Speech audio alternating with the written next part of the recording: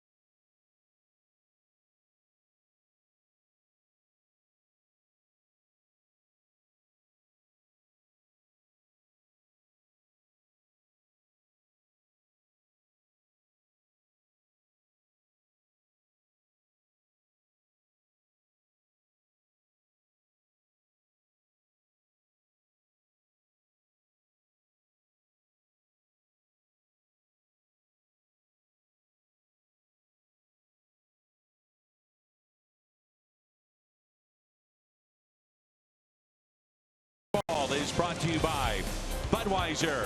Wherever legendary MLB moments happen, Budweiser will be there. And by Chevrolet, the #1 selling brand in the St. Louis area. Find yours at your Mid-America Chevy dealer. It's a day game, and this season, youth has been served. Cardinals have been led by their young arms. That's not a typical thing in a pennant race. Almost 380 innings from the Cardinals' young pitchers, 3.07 ERA. It's one thing to be young. It's another thing to be outstanding. The Cardinals' youth has led the way. Big City in Game 1. A resurgent offense late in Game 2. How about a sweep? Game 3 coming up.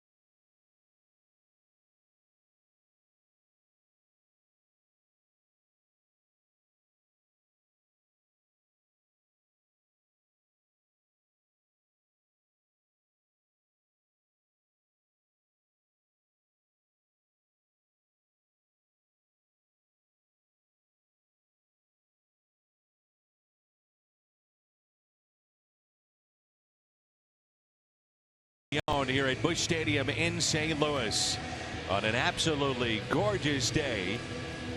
Along with Rick Horton, I'm Dan McLaughlin.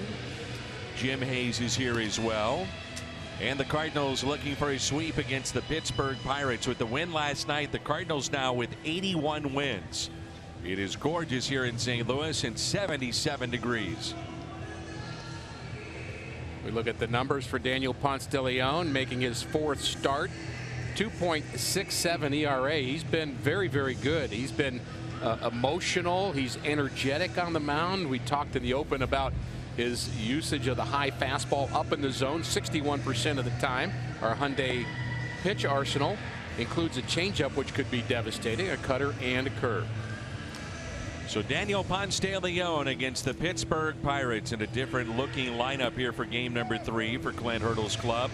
Adam Frazier at the top. He'll play second base today. Then Starling Marte and Josh Bell. He's had a good series.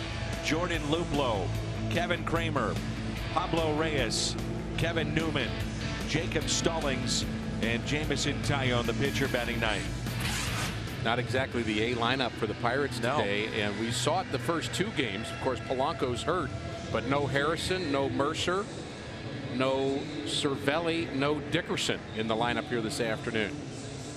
Well, on the flip side, you could say, well, we had the A lineup the last 2 nights and it didn't work. Good point. Try something different. Well, I don't ever question that guy. I know he's going to give his best effort, and I know he'll give his best effort when the Pirates go to Milwaukee tomorrow. I encouraged him to do so. And he will. And he said you can count on it. They've actually played well against the Brewers this year, which is not a typical thing for the Pirates. Cincinnati already a 1-0 lead over the Dodgers. That's at the top of the third. We'll keep an eye on that. Here's the 0-1 pitch. Make it 0-2. Boy, you'd love to see Daniel come out and set the tone here in the first inning. Yeah, I think it's a chance for him to show that he's ready for the next level of being used in key September/October moments. Curveball, slowly hit left side. Taken there by Carpenter over to Adams for the out.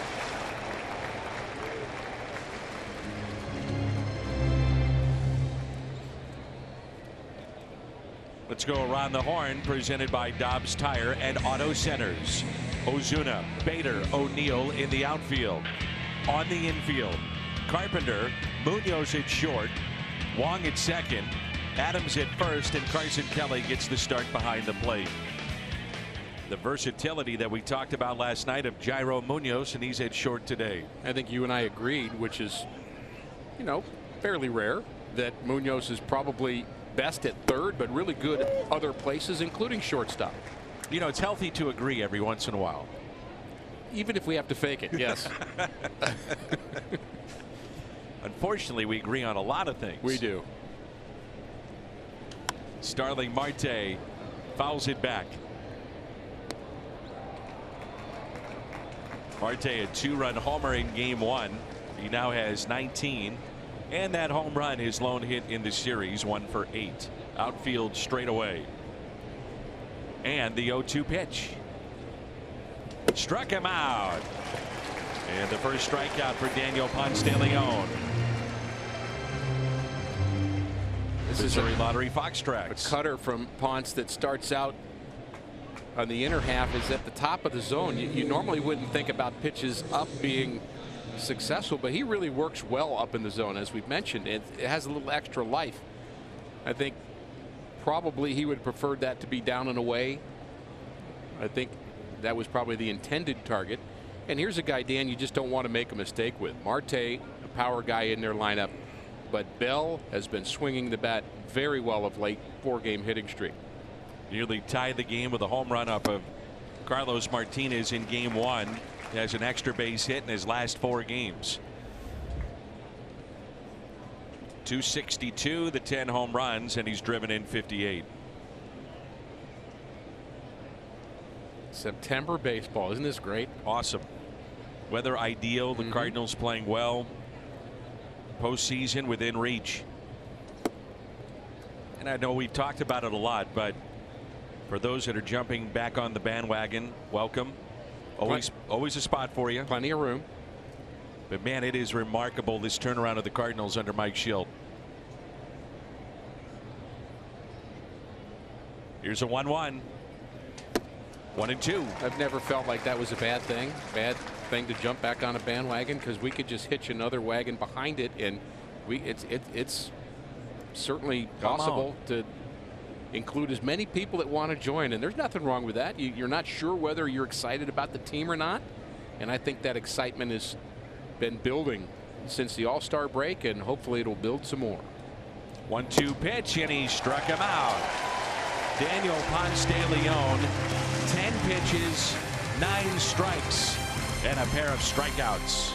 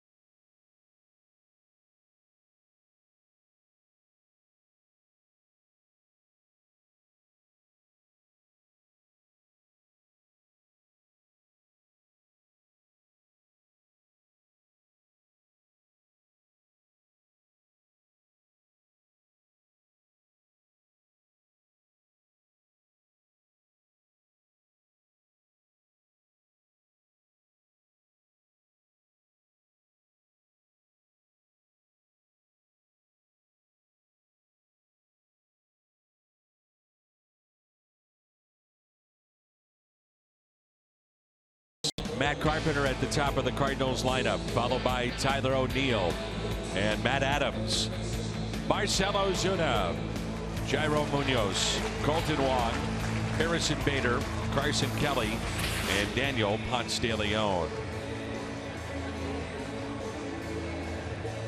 Jamison Tyone, his 29th start of the year and a record of 12-9. He had a really good start on the 1st of June against the Cardinals here in St. Louis, went 8 innings and gave up just 3 hits and no runs in that game. He was dominating. And the Hyundai pitch arsenal for Tyone: fastball, curveball, slider, and changeup. Here's an 0-1. They talk about guys, and for fans that don't know, Ricky not only played Major League Baseball and pitched a number of years, but also coached in pro ball. But they talk about guys and how long they get with their motion and how the arm is so far back with a pitcher. Tyone is one of those guys. Yeah, it actually gives you leverage. You think about how far the arm is back. It's a full arm arc. I mean, throwing hard, Dan, is a matter not of getting next to Tyler O'Neill in the gym and trying to look like him. Now that helps if you get stronger, but it's arm speed. You throw hard because of arm speed. You hit the ball a long way because of bat speed. And strength can help with bat speed, but it's not the only factor. If you've ever seen an offensive lineman try to swing a baseball bat, and I have, invited the Rams to BP a number of years ago under Tony La Russa, and it was pretty comical to watch Adam Timmerman try to hit the ball past the infield. Here's a 2-2. That's why a guy like Carpenter, you look at him, he's about 200 pounds, has 35 home runs. Bat speed, angle, all that goes into play. And he's not a bulky guy.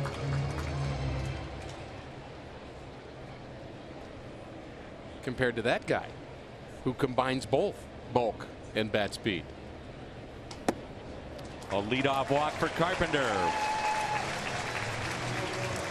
Tyler O'Neill, they turned him loose on a 3-0 pitch, and he absolutely destroyed this baseball. He may look like an offensive lineman, but he hits like a big leaguer. 450 plus for Tyler O'Neill here yesterday. It's now 95 walks for Matt Carpenter, closing in on 100. He's at first base, and here's Tyler O'Neill. That was just the second time a Cardinal hit a home run on a 3-0 count this year. The other was Jerko. I think that's a bit surprising. Yeah, I would say so. This late in the season.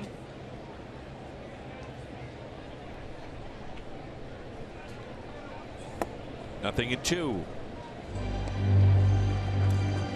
Well, you get the green light 3-0. Some hitters don't really like to swing at the 3-0 pitch, even if they have a green light. They want to take advantage of the fact that they can just track that pitch all the way in. I've got a free pitch to just watch and see the movement and time it, because I'm going to get the same pitch 3-1. Runner goes on the 0-2, and a stolen base for Matt Carpenter.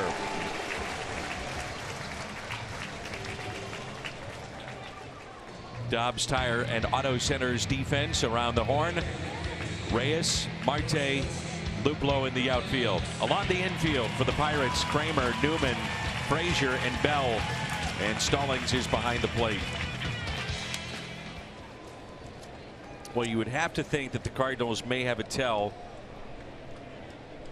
with Tyone and Jacob Stallings to start Carpenter there. It's a bit surprising to see him running, something they don't do very often. But if they've got tells on particular individuals, they will run all day. Think about what you said about Tyone and the long arm action. That's part of it. The pitcher's speed to the plate. The long arm action makes him slower. Now, in my mind, all coaches will say, I'd rather you throw a good pitch to home than hold the runner at first. Because if you give up a home run, it doesn't matter what kind of lead he has. Inside to Adams, 1 ball and 1 strike. Big City with the big home run in game 1. 3-run shot late, but the Cardinals on top by a run, added another, And they won by 1 run. Great moment here at the ballpark.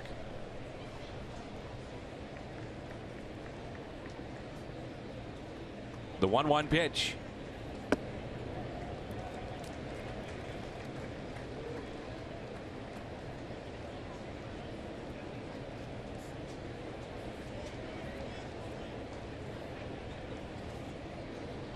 Jamison Tyone, Chad Bettis have become very close. Both have had testicular cancer, beat that. Now very open and honest about their situations, trying to help others. Playing up the middle, that was Newman. That takes a hit away from Adams. Also trying to keep the runner close at second. That's Carpenter. He advances to third. Well, for all the times we point out a shift not working, we can point out a time where it does work. And that's why you play those numbers. He was perfectly positioned. That ball was smoked by Matt Adams. And you'd think in a normal scenario, that's a base hit past the pitcher. But the shortstop standing right there. Here's Marcell Ozuna, first inning double that scored 2 last night. He now has driven in 79. And strike 1.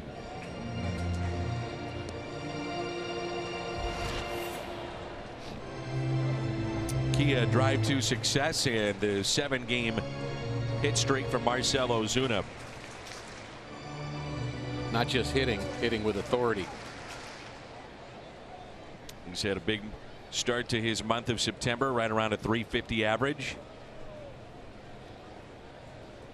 And the 0-1. 1-0 Cardinals on a base hit by Marcell Ozuna into left. Hitting streak extended. Carpenter scores. And Carpenter scores for the 99th time this year. 1-0 Cardinals.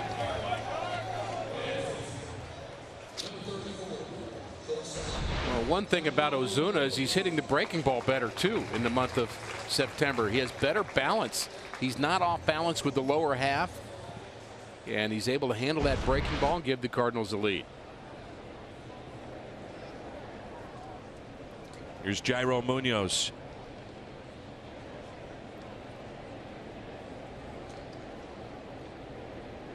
Munoz hitting .282 on the year.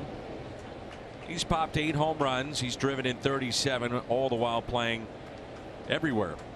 And late inning replacements defensively. Very good player. Third, short today. He's played right, center, a little bit of second as well. You told John Mozeliak in spring training, first day of spring training, you know, I have a feeling Jairo Munoz is going to be playing shortstop and batting 5th for you on September 12th in a pennant race. What do you think he would think about that? I don't think he takes that bet. No.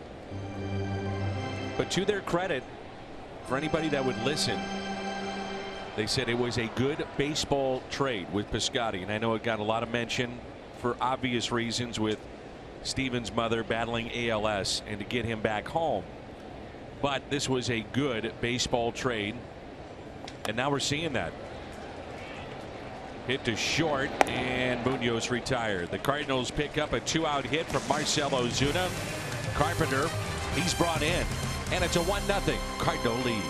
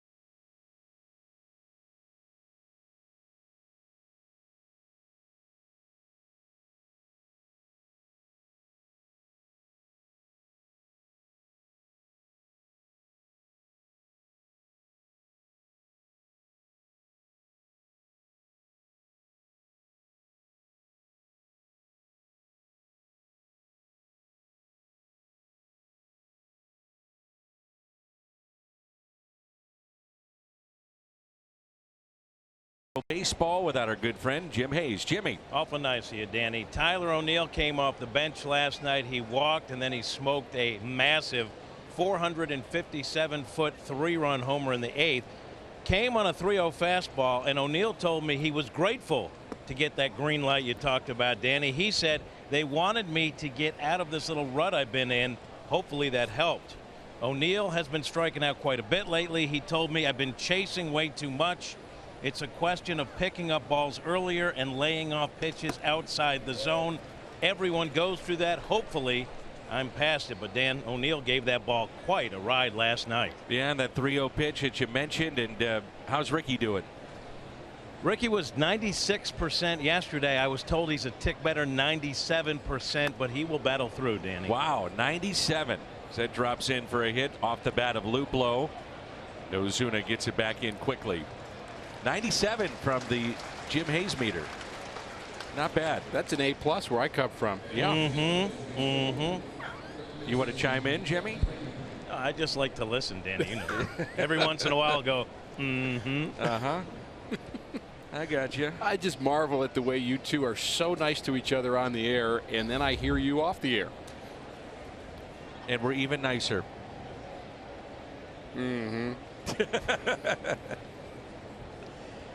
Jimmy sits next to me on the plains. Yes, he does. Been doing this a long time. He lost that bet. Thank you, Ricky.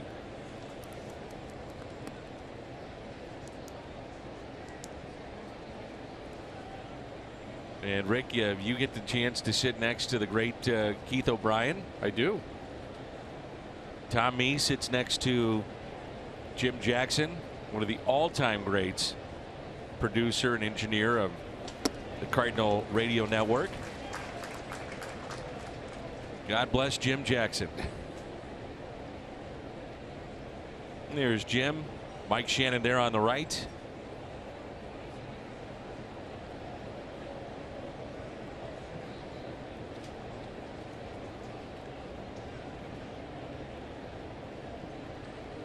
And the 1-1 pitch to Kramer. Ponce is doing a nice job of pitching in. A couple of pitches in this at bat, but also a couple in that first inning. And it's so important for a young pitcher to not be afraid to come inside.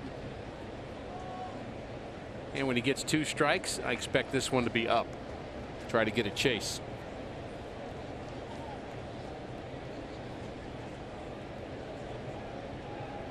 Here's a 1-2. Got him. Another pitch up that you talked about. Really wasn't even the intended target, but I think he just defaults to that. Let it go. 94 up in the zone. He has a little, I would say, more life on his pitches when they're up, Dan.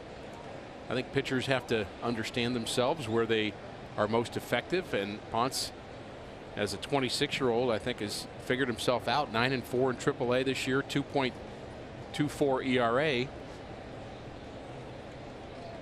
and about as good as anybody not named Dakota Hudson in the PCL.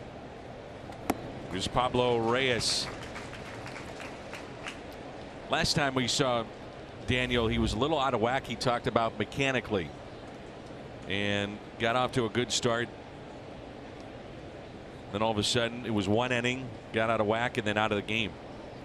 He seemed to have a little too much caffeine his last start as well. He's got that little edge to him, doesn't he? Yes, he does.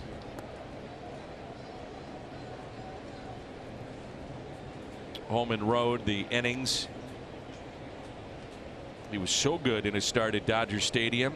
Had the no-hitter major league debut in Cincinnati.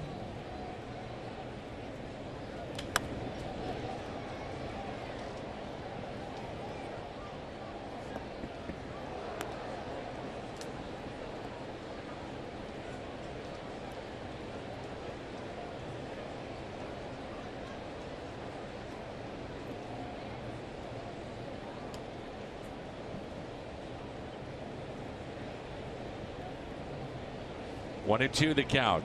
LA has tied up the game with Cincinnati. That's 1-1 in the top of the 4th. The next to Reyes.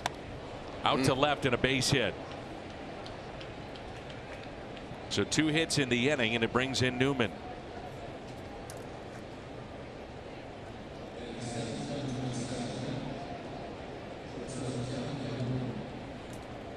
You want to say something? I can see it on your face, so go ahead, let it rip. What do you got? I'm waiting. Just thinking about how much I enjoy working with you, Dan. Oh, okay. Yeah, it's been a blast. Runners at first and second with one out. For fans that don't know, this is Ricky's final televised game as the analyst. Now, that doesn't mean he won't be back next year or many years to come. It's just his schedule is up for 2018. Now, you'll be doing some of the pre and post game shows. And we'll maybe be doing some postseason work as well. And you'll have to put up with me on the trips with the radio that are coming up. Two short trips remaining. That's it for the Cardinals. Atlanta, Chicago. Here's a 0-1. Well, you always make it fun. You're one of my best friends in the world. I give you a lot of trouble, of which you reciprocate. Of course. And you do a great job. It's always fun. I appreciate that, Danny. It's what friends do. And it makes it better when the team is playing better. Oh, my goodness. Is that true? Learned that a long time ago, as I know you did, from the legendary Jack Buck. You know, you're an announcer, and then it's an 11-2 game. Then you have to become a broadcaster. Right.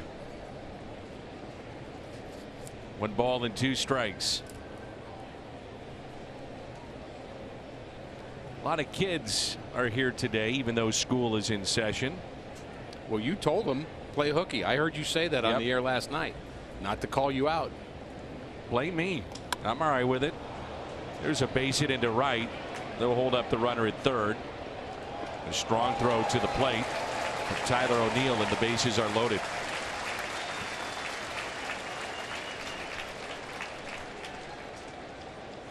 Three hits in the inning.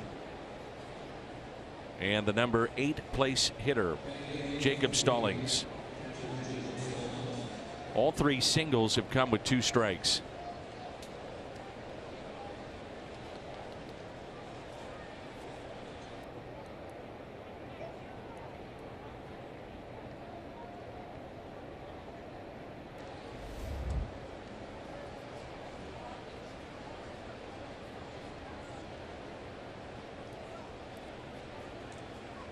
So 1 out and the bases loaded.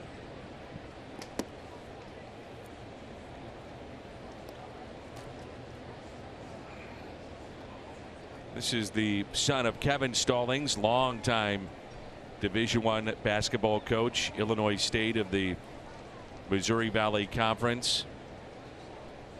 Then Vanderbilt, went to Pitt. Here's a 1-0. The St. Louis based Missouri Valley Conference that saw one of their teams again get into the Final Four this last year.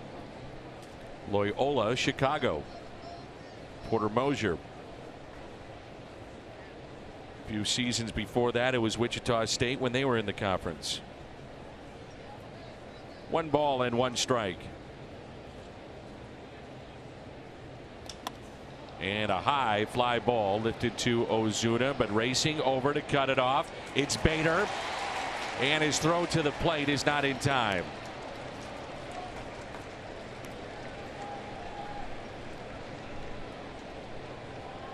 Ozuna was standing there with his hands on his hips in kind of a mock way because he understands that Bader has the green light to catch any ball he can. His arm's stronger, so he's ready to go, but he backs up, hands on hips. There's the strong arm, but still too deep to get Luplow. It is sometimes a little embarrassing. You're an outfielder and somebody runs right in front of you, but hey, you're on a team. We saw it on opening day. Yeah. At Citi Field with Tommy Pham doing that in front of Marcell Ozuna, and it's no secret he's been compromised with the shoulder issue. He is throwing better than he was around opening day. I still marvel at the period of time. You do recall, I know you do, when the Cardinals were playing Albert Pujols in left field and he couldn't throw. That's right. And the Diamondbacks were playing Luis Gonzalez and he couldn't throw. And I don't mean couldn't throw well. I mean couldn't throw. To the point that Tony La Russa told Jim Edmonds, if a ball is down, so say like the Ozuna double last night, run over, have Albert flip the ball to you and you throw it in. Don't even throw it. Now you won't do that unless somebody is pretty important to your lineup. American League, important. I would say so, both those guys. But the American League, you have obviously an option. You can DH him. But Albert couldn't throw. Luis Gonzalez couldn't throw. It's either the same year or within a year or two that those two cases happen. But it makes the game a little different. Big time. 0-2 the count on Jameson Taillon. With runners at first and second, 1-1 our score.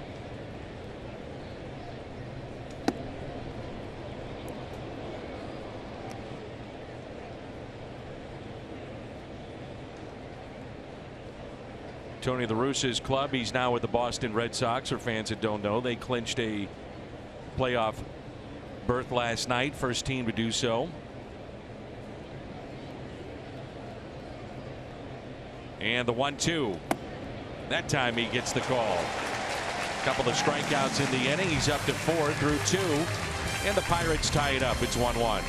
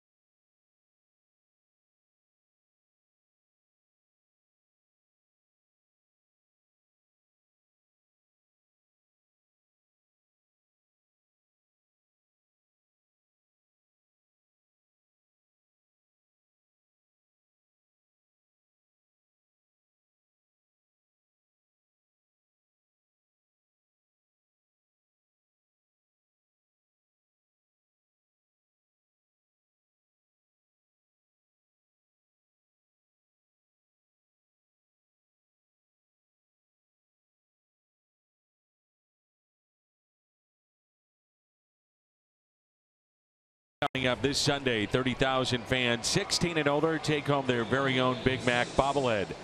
That'll commemorate the 20-year anniversary of Big Mac's record-setting season.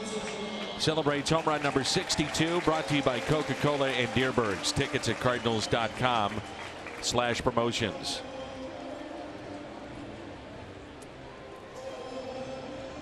Ricky listening to the walk-up music of Colton Wong and now doing the worm.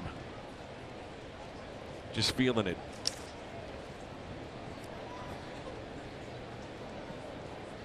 I think we've been together long enough that I don't need to say this, but I'll say it anyway to Cardinal fans watching in, that when Dan speaks, the truth comes out occasionally.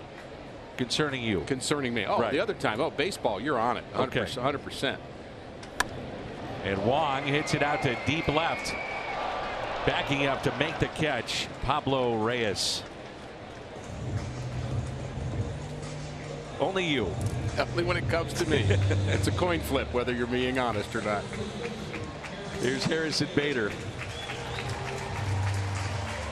All right, Ricky, give me your Toyota key to the game. 1-1 score, but if you've been following Cardinal baseball lately, big inning success has been a key, depending upon who gets it, the other team or the Cardinals. Cardinals had the big inning last night, leading to victory. There have been some times where the Cardinals pitching has had one bad inning that's led to a loss. So win the battle of the big innings today. So Ricky's final game as an analyst on TV for 2018. He'll be back though next year, don't worry. Grounder hit to short. But on Sunday night on the flight to Atlanta, you transition into Radio Rick. It's an overnight kind of thing. Now that is true. That's what you call me. Radio Rick. Has a good ring to it, doesn't it? Well, we're in suits. It's 100 degrees out, and I see you just saunter on into the booth with a nice golf shirt, maybe some shorts, some flip-flops. There he is, folks. Radio Rick. When in Rome. Here's Carson Kelly. Coming up later in our ball game, Jim will have an update on Yadier Molina. So Kelly getting the start today with Daniel Ponce de Leon on the mound.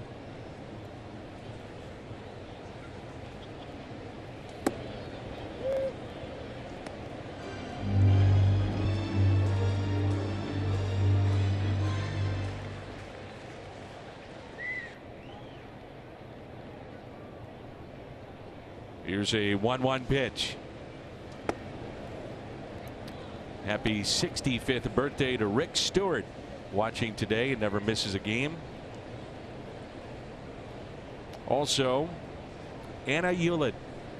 Happy birthday to Anna. That is the mother of John Hewlett, longtime public address announcer here at Busch Stadium and number of years at KC 95 locally here in St. Louis. It has to be, is it 30, 35 years for you, man? It's been a long time. Here. Mike Kelly, the voice of the Missouri Tigers, the play-by-play voice. He did it for a couple of years. There's you, man. The man never sleeps. He works so hard. I think you, man's been here since the early 80s. I know he was here in 84. That's how I was going to go back to the early, like 81, 82. Joe Myers did it for a little while. Joe Myers, one of the deepest voices in sports. Z. Smith. 1, 2, 3 go the Cardinals.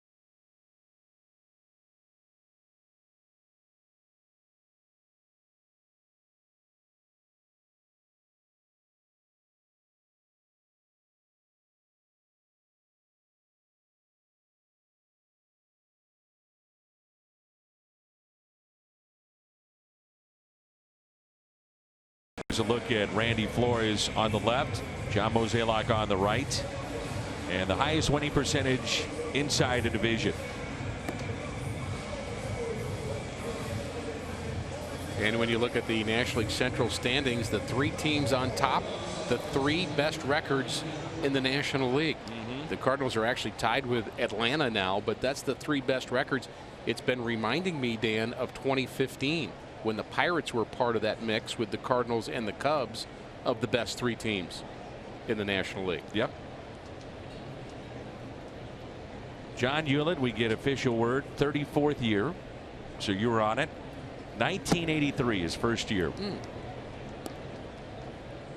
And a chance to meet his lovely mother as John was giving the birthday girl a tour. There's a fly ball out to right field. O'Neill coming in to make the catch. I think John does a great job. He essentially is, if you think about it, on a daily basis for 34 years, he has been the host of Busch Stadium. Yep. I mean, when 40,000 people show up every day, he is doing the on-field ceremonies. He's letting people know who's coming to the plate, and he's here early and he's here late. And beloved in the scoreboard room, the U-Man. One out, and Starling Marte. Marte struck out swinging back in the second inning. Should we listen to him bring up Josh Bell? Absolutely. Make sure he says it perfectly. I'm sure he will. Wonder if he has a list of faux pas that he's had over 34 years. Now, I know you've never made a mistake, but I would assume that there had to be a mispronounced player, maybe the wrong player at the plate. If it happens, it's few and far between. I would think so, but 34 years. Yeah, you're going to have some mistakes. Games get late. A lot of turnover in September.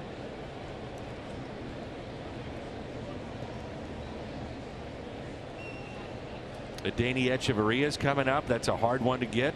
I mean, I've heard that from a lot of people. They just can't get that name down. I, for one, struggled initially, but then got it right. Who helped you with that, Danny? That would be you. And I couldn't get it out of my mind forever. Looked like Echeverria. Echeverria, nice play. It's Echeverria. All right, relax. Spring training, come on. You're welcome for the help. The 2-2 fouled back. Starting pitchers, they've got a mustache craze going on right now. Even Daniel Ponce de Leon starting to get that going. It'll take you back to 1976.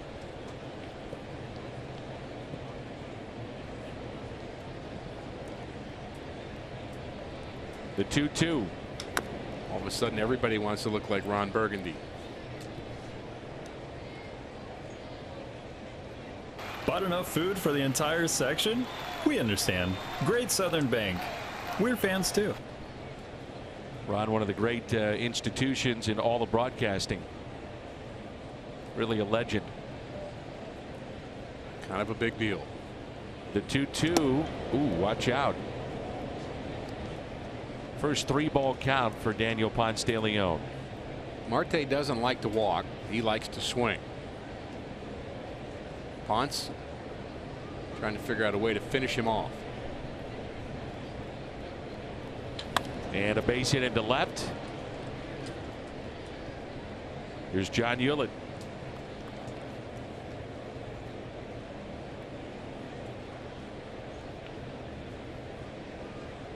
First baseman, Josh Bell. Ooh, he put a little into that too. He did. He knew that we were going to him. Josh Bell. Normally just Josh Bell. You get Bell. He was into it. He enunciated. He said it emphatically. Yep. That was bringing his A game, wasn't it? It's a tough name too. The Pirates had, by the way, up until last week, the Danny Echeverria.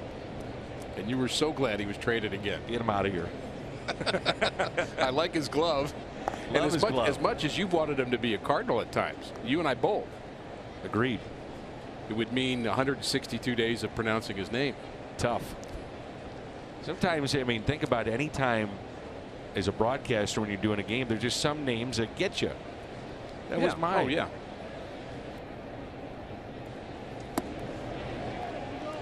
I just thank my lucky stars, not a hockey broadcaster. Ooh, those are tough. Sometimes that's why you may notice at home, I'll say, if it's a tough name, Ricky's going to tell you all about this right-hander. Oh, boy, do I know those moments. I just leave you on an island.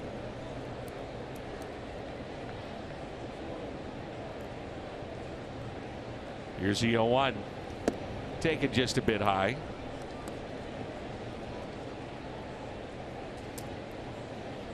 I have a sense this is kind of a big moment for Ponce here. I really don't imagine him being more than a 5 or 6 inning guy here today, maybe, but facing the middle of the lineup for the second time, Bell. Marte's already got the base hit. Be nice to put up a 0 here in the third. How about the Memphis Redbirds in Fresno last night? Take the series opener in the championship series. Alex Mejia, we haven't seen him at all this year with the big league club, but he has been on a tear offensively. He had a big hit in the first series when they won against Oklahoma City. I asked Mike Myers this morning, you communicating with the guys about what's going on down there? And he said, well, I was down there on rehab. He's back here now. But I don't really communicate with a lot of them because I don't know most of them. It's true. And it's a fact. He said, I literally don't know them. Right.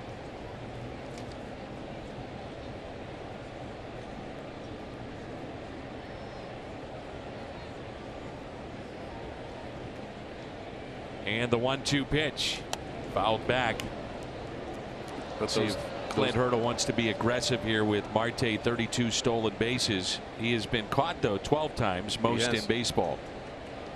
Those guys, Dan, that Mike Myers doesn't know, and many of the guys at the big league level they don't know, they're playing for a ring for guys they don't know who are playing in the big leagues right now. And we wish them the best. 1-2 the count on Bell.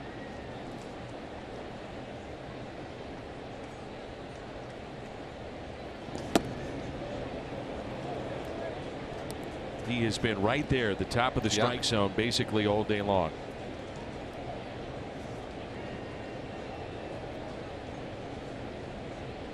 O'Neill, Bader, Munoz, Carson Kelly, Daniel Ponce de Leon, at some point this year playing down in the minor leagues.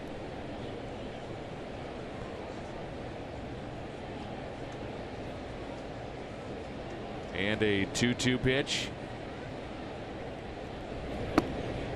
That was the pitch there, the changeup, if you recall, Ricky, in Cincinnati, that was so effective against those left-handed bats of the Reds.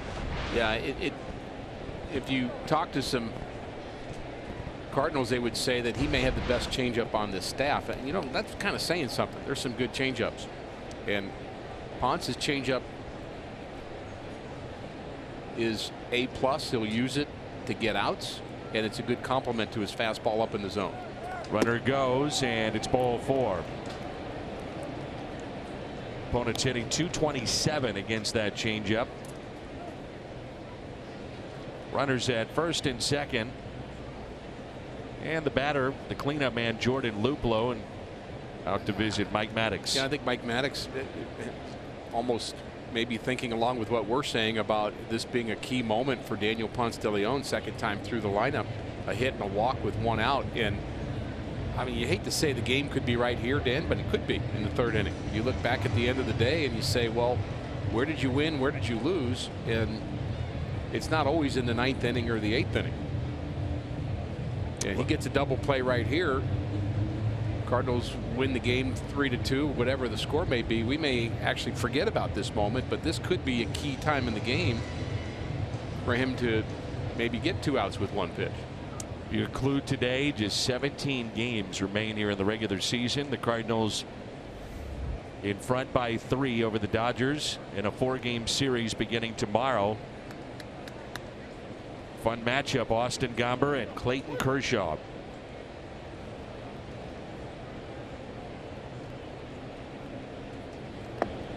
Jock Peterson with a home run, and the Dodgers a 2-1 lead in Cincinnati.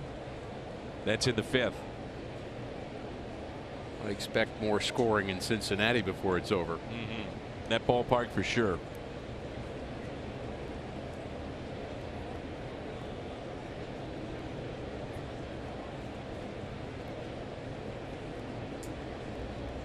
The 1-0 Luplow, ground ball left side, foul.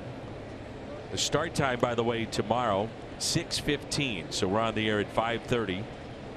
Thursday nights 6:15 starts, 7:15 Friday, noon on Saturday, and then Sunday Night Baseball. Our Budweiser What's on Tap, there it is, Kershaw and Gomber.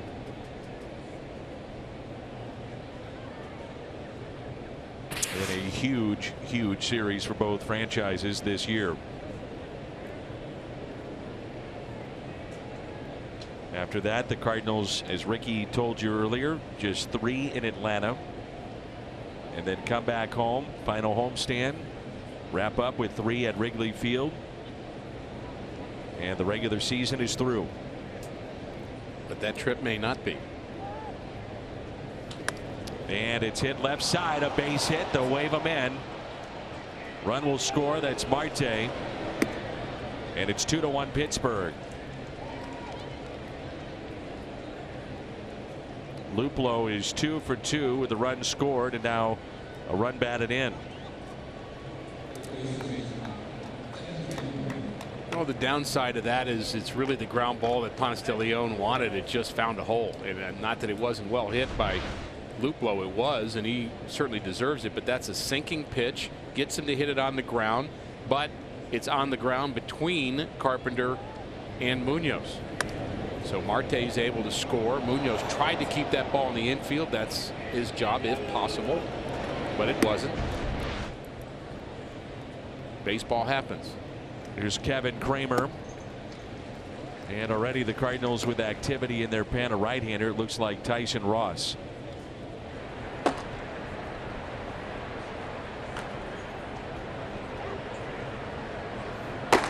It's been a valuable pickup from San Diego for the Cardinals. Made a spot start in Kansas City, won that game on a Sunday afternoon, and primarily used as a long man. 0-2 the count on Kramer.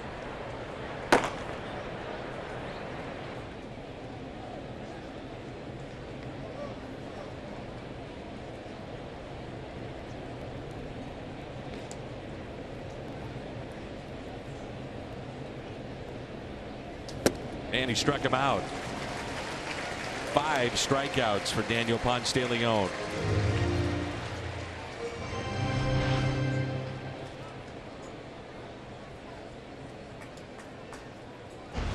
He's able to finish off the hitter on that delivery. It's been something that Ponce has struggled with here this afternoon. A lot of strikes, 40 out of 56.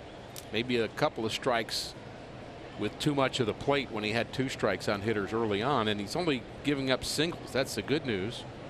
Really, the walk to Josh Bell, I think, is the big problem this inning. The strike to Pablo Reyes.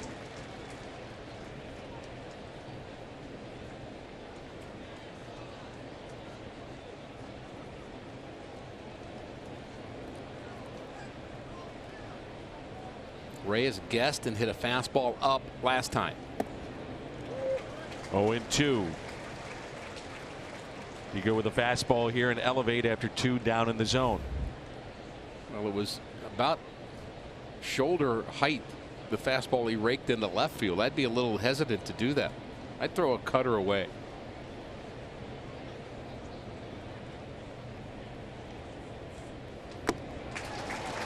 There you go.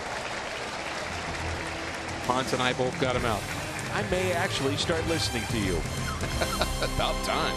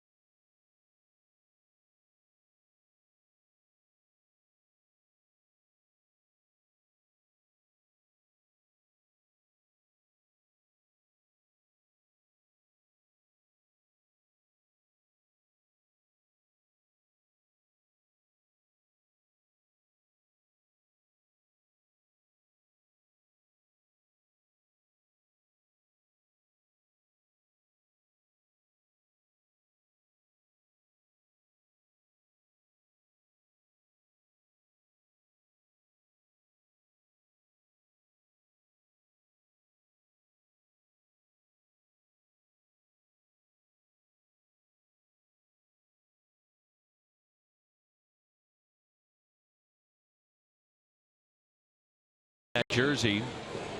The bird is an old school logo. It's stitched. And then the left sleeve, that's stitched as well. It's really nice jersey. 1928 throwback presented by Old Dominion Freight Line. And that is September 14th. Could lose that kid in that guy's beard.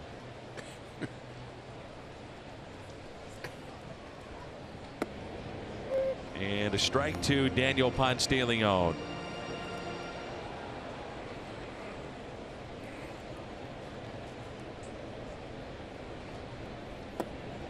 One ball and one strike. Ponce looking for his first hit, isn't he? Does have an RBI.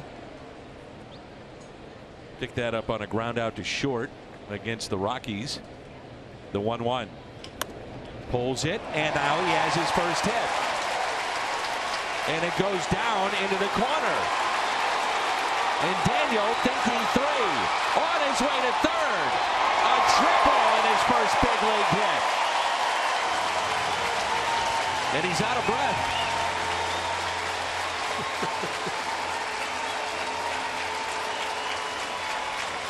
Now this is when you really need StatCast to get the speed from first to third, and hopefully he's all right. Slow to get up. Maybe he just needed to catch his breath. Well, it's been a long time since he's probably done this. Here he is rounding second, and a good choice to go to third. It went past Kramer, and then Reyes in left field thought it may go off the sidewall, and it did not. His left hand grabbing the bag. I think that's where the uncomfortable moment was. I saw him looking at his left hand, not his right hand. First career hit for Ponce de Leon, and it could be a key one in this game. Reyes was one of the, in one of those uncomfortable spots right at the corner of the sidewall. If it hits off the sidewall, it goes to shallow left. But if it doesn't hit anything, it rolls to the corner, and that's what happened. That was a break for the Cardinals. But good hustle by Ponce. Carpenter lines it to Bell for the out. So here's what you're talking about, Danny. It's just inside the bag at third. Well hit. And is it going to hit off the stands or not? Just barely slides past. So Reyes, who was taking a different line, had to go chase it in the corner. And that's why it's a triple instead of a double. Cardinals don't get many triples. They may set the National League record for fewest triples in a season this year. O'Neill, shallow left, and that is out number 2. And the Cardinals need a 2-out base hit by Adams. That's the first triple by a Cardinal pitcher since Adam Wainwright in 2016. Boy, you got to get this run home.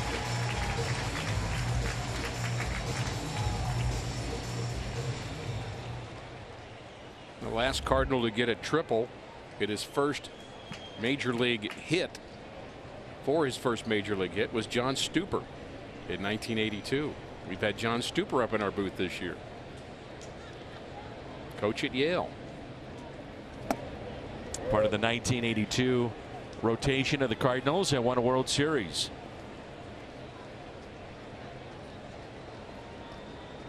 Well, you'd hate to leave that run out there. Adams hit one hard up the middle, but that is where Newman is positioned right now, the shortstop. Nothing in 2.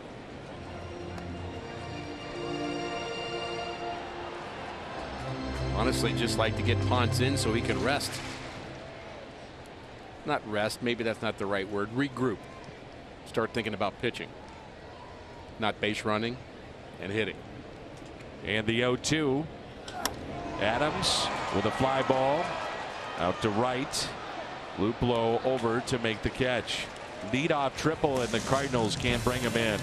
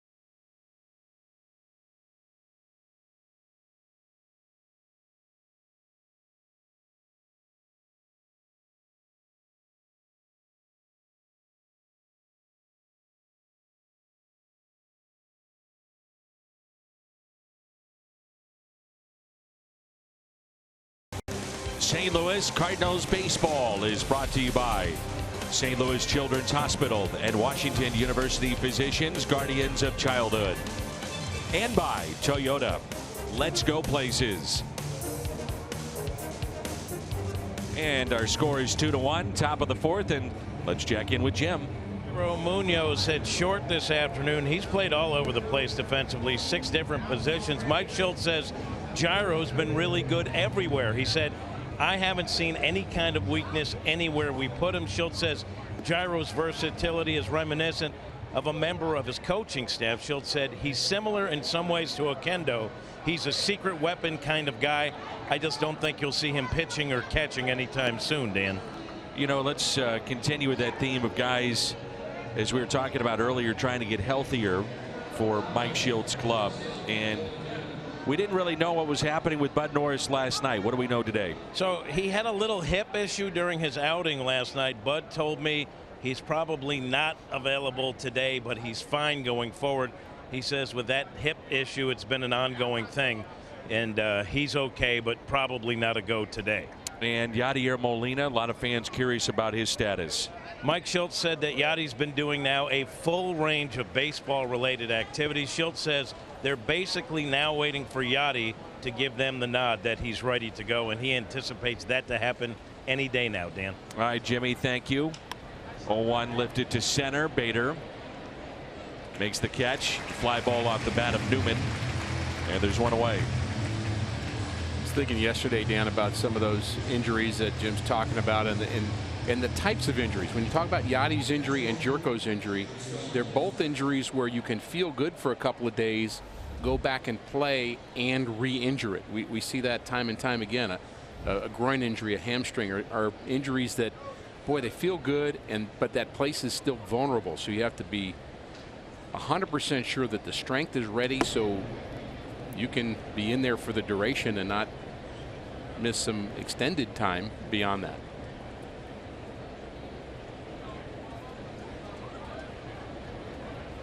Jimmy, you wanted to add something about Jed Jerko as well. Yeah, he's activated today. He's available off the bench. I was talking to him about his groin issue yesterday, and I said, is that the kind of thing once you're back you're going to have to pay close attention to? And he said no. He said, unless I know I'm 100%, I'm not doing it. He said we don't need a guy at this point in the season limping around out there. That doesn't mean that something can't happen, but he says he's 100% ready to go. All right.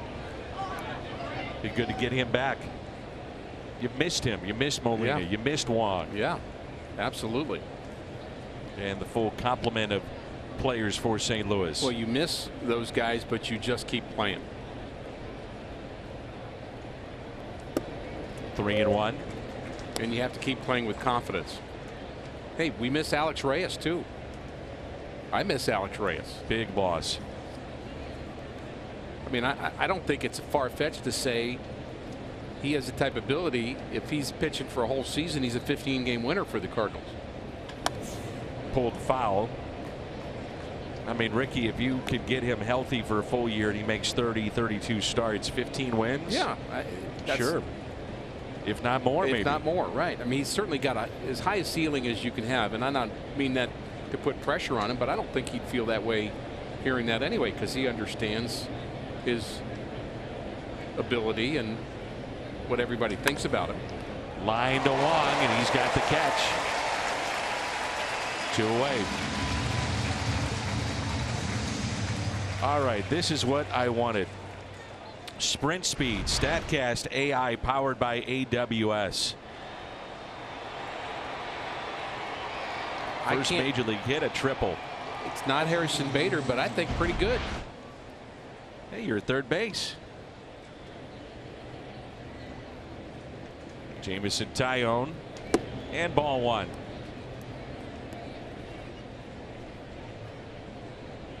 Cardinals for the 4 games against the Dodgers have Gomber, Flaherty, Gant, and Wainwright. 1 ball, 1 strike. 3 rookies and Adam Wainwright. It's going to be hopping this weekend. Oh, outstanding. Fouled back 1 and 2. We have the first 2 games for you tomorrow night with Kershaw and Gomber. Friday night, Jack Flaherty and Walker Buehler. You can make a case for the 2 best rookie starting pitchers in the National League. Flaherty and Buehler. Buehler 6-5, Flaherty 8-6.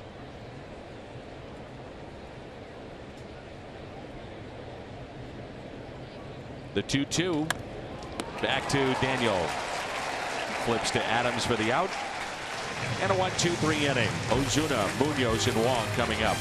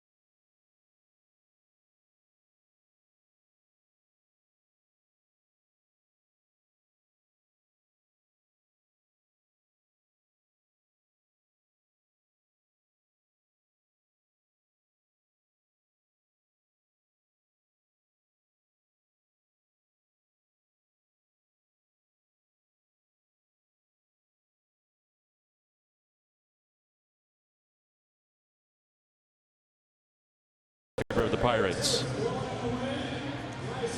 The BJC Healthcare Difference Makers. Martinez, Ozuna, and Carpenter. Middle of that lineup is produced, and at the top with Carpenter. I like the 40 RBIs with 2 outs for Jose Martinez, and I think about the number he's left on the table in the last few weeks. That's been a bit of a issue for him. He's not playing today, but Martinez still in the hunt for the batting championship. Now he's trailed off a bit on Scooter Gennett, who's been red hot. He's up over 320, but still plenty of time to make up some difference.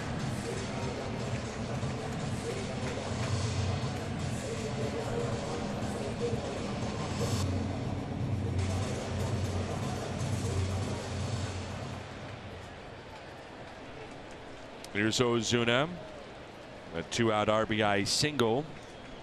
Scored Carpenter back in the first. And he looks ahead, strike 1.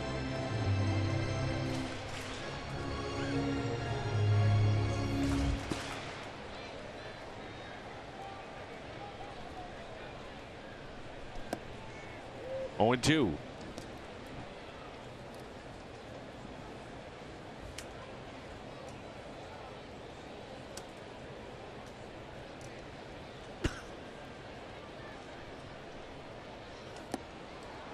And he struck him out. Take a look at our Chevy Fox Tracks. Just the second strikeout for Tyone, and he made that look like a pitch that would have the plate and just sailed off the outer half, and that's a good 0-2 pitch.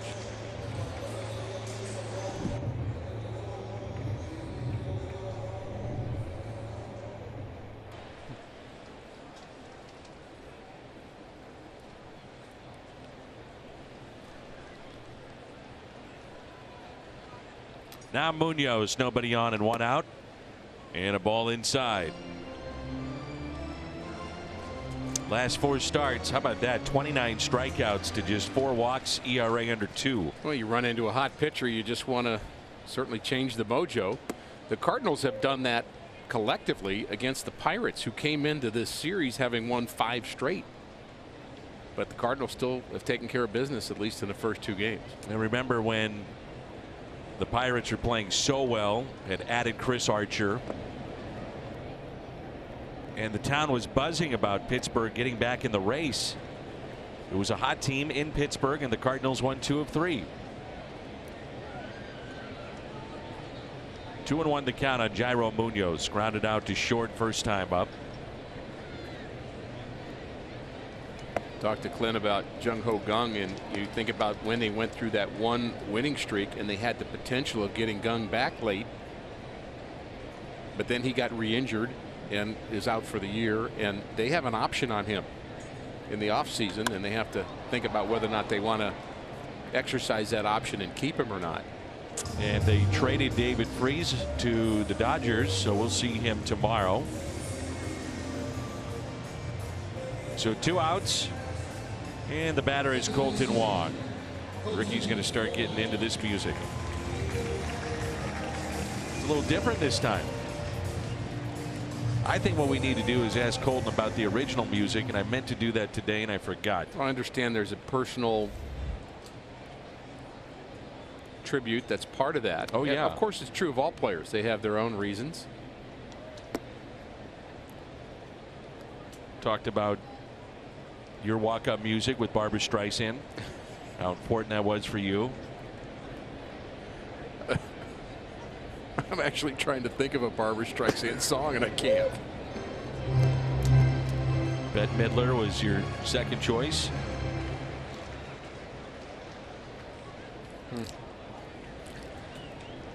And my earlier comment about Dan speaking for me holds true. A fly ball into right and a diving catch. What a play in right field to take a hit away from Colton Wong as Luplow comes up with it. And the Cardinals go in order. Big time play.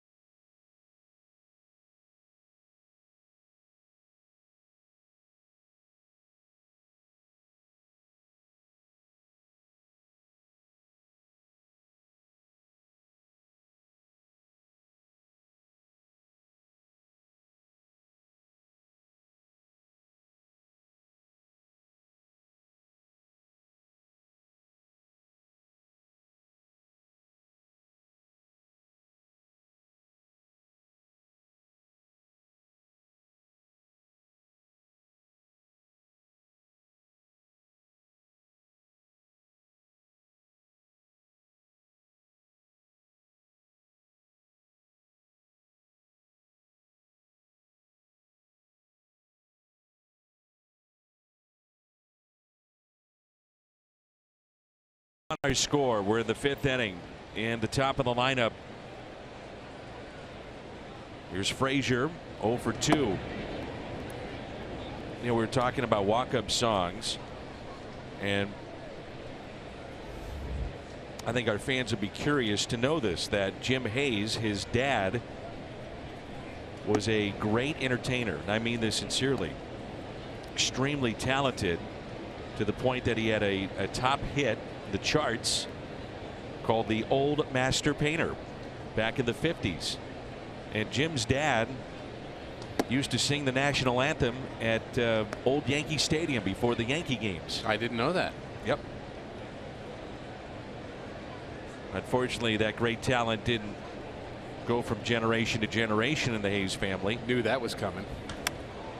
There's a high fly ball out to deep right into the corner, and the catch is made on a 3-0 pitch. And Danny, you've told me privately that if you had a walk-up song, it would be the Star Spangled Banner, so people would rise every time you came to the plate. Absolutely. Now, Jim is very talented, but I don't think Jim could sing like his dad. He would probably, although I've heard him. He's pretty good. Off air. He sings all the time. He does. Serenades us. Makes up songs.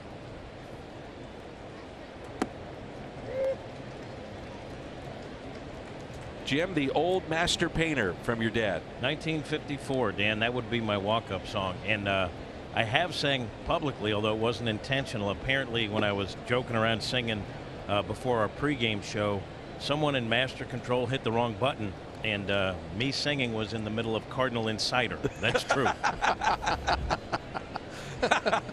It's true. That's great. Somebody's always listening. Here's a 1-1.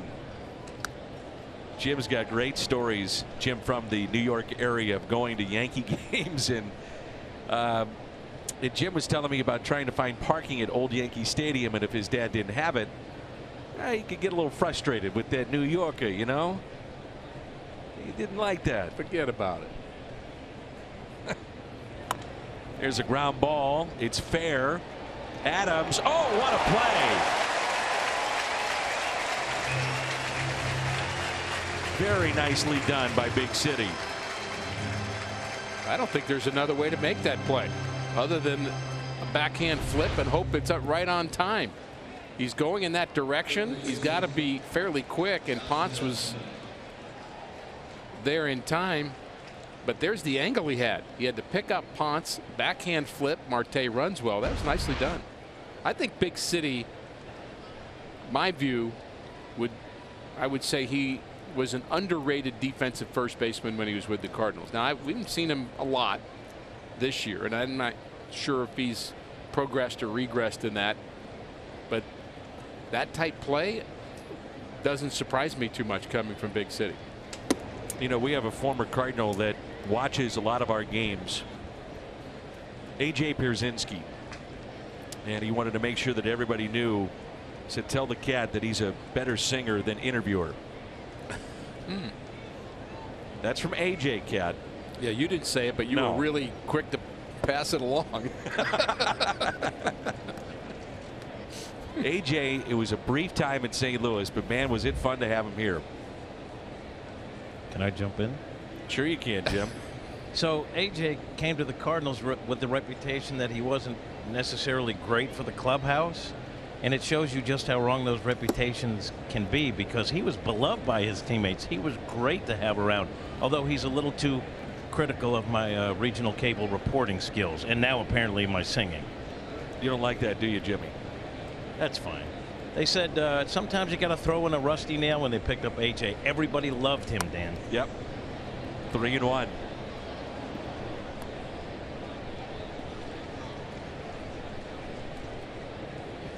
Clubhouses need personalities. Now, that's my opinion.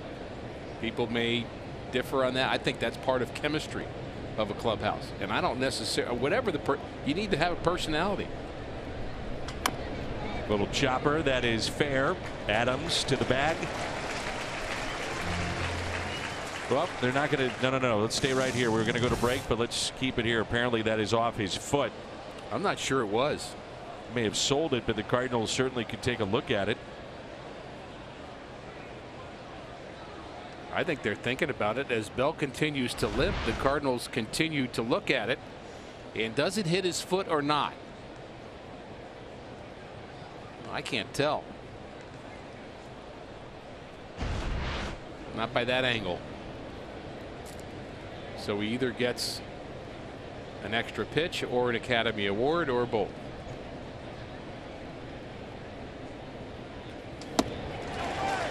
And there you go. There's the strikeout.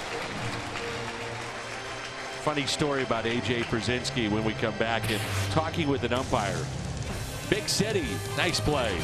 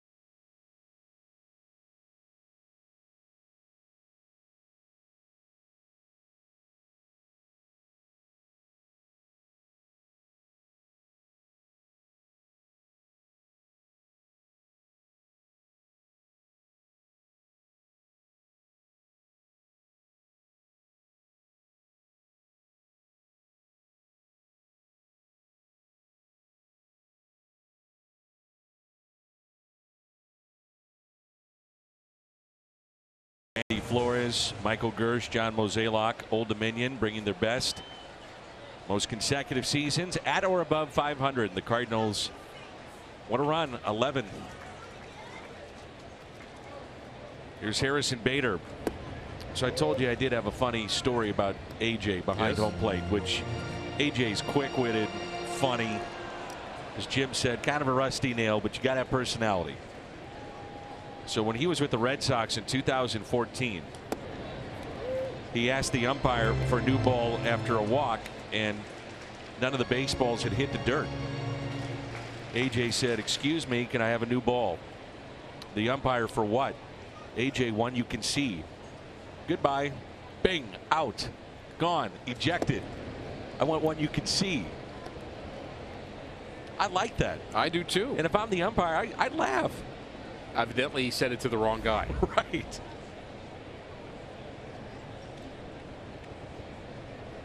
Here's a 1-2 pitch. That's it, out of play.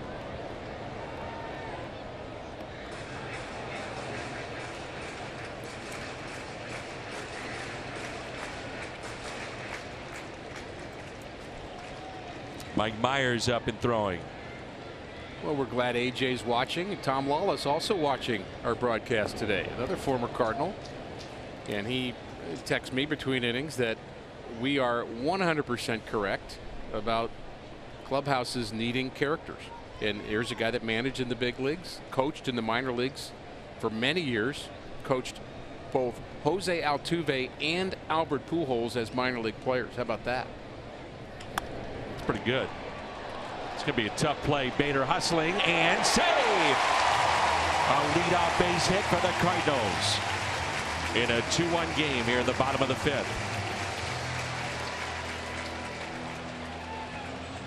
I think Kramer took a little too long to get rid of that ball. It was a good play on the backhand, but he stood up and then started to hustle, and the play at first not in time.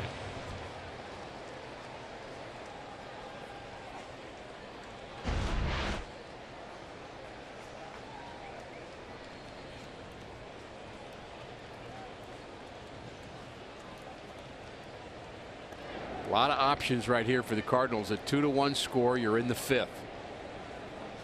You've got action in your bullpen. Mike Myers is throwing. Greg Garcia in the on-deck circle. Hit and run, bunt, steal, all on the table.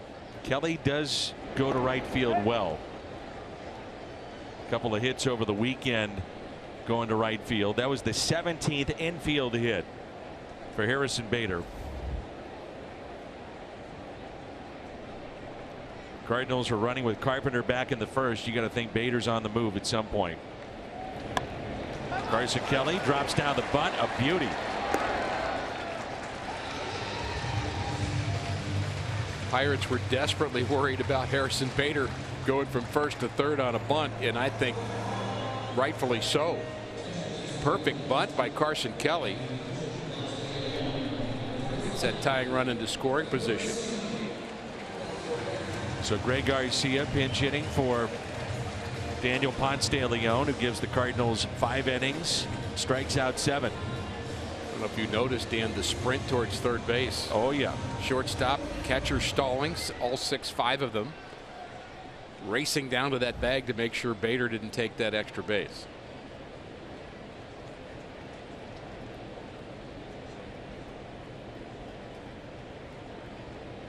So 1 out, tying run at second base in Bader. Greg Garcia at the plate, and a curveball drops in.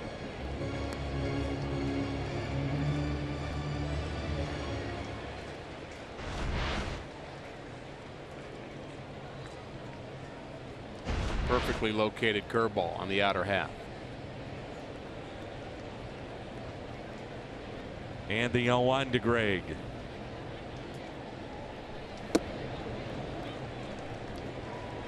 Talk about stealing second base. Bader's getting a pretty good look. Yes. Yes. And it looks like he could maybe possibly take third base. Well, he's ready for the opportunity. He's a little antsy there at second base. They're trying to hold him on, but he's looking for a window. And the 1-1 outside. And we talk about it so much, but the fact that he's got speed puts everybody on edge. Yeah. And that means the pitcher that is trying to speed up maybe gets a pitch up. Garcia drives him in, and we're tied. Such a good point in terms of the pitcher speeding up. It is not sure how clear I can make it, but if a pitcher is even 1/10 of 1% speeding up to the plate, he may throw a bad pitch. If you have that little bit of doubt in your mind, instead of throwing the properly timed pitch to the plate, it's such a precision type thing, throwing a pitch on a corner. If the runner is bothering you and you rush just slightly ahead and your arm drags slightly behind, could be a hanging slider instead of a sharp one. Sure. So keep bothering him, Harrison. He's been dancing out there at second base, and a 2-2 pitch to Greg Garcia. He's running. Throw to third and save.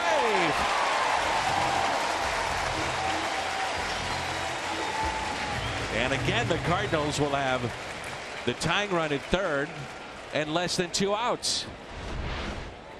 Boy, it takes guts to do this. Trailing by 1 in a pennant race. But plenty of guts and plenty of speed for Harrison Bader. He gets there and hangs on.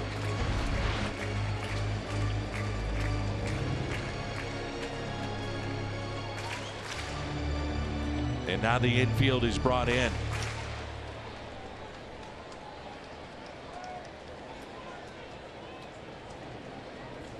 The 3-2 pitch to Garcia.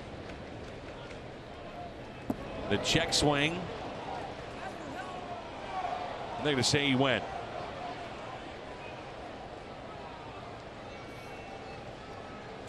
You know, I'm not so sure on that stolen base that Bader didn't come off the bag for a second. I'm not sure the tag was still on him. It's a moot point, but I agree. But I can bring it up now.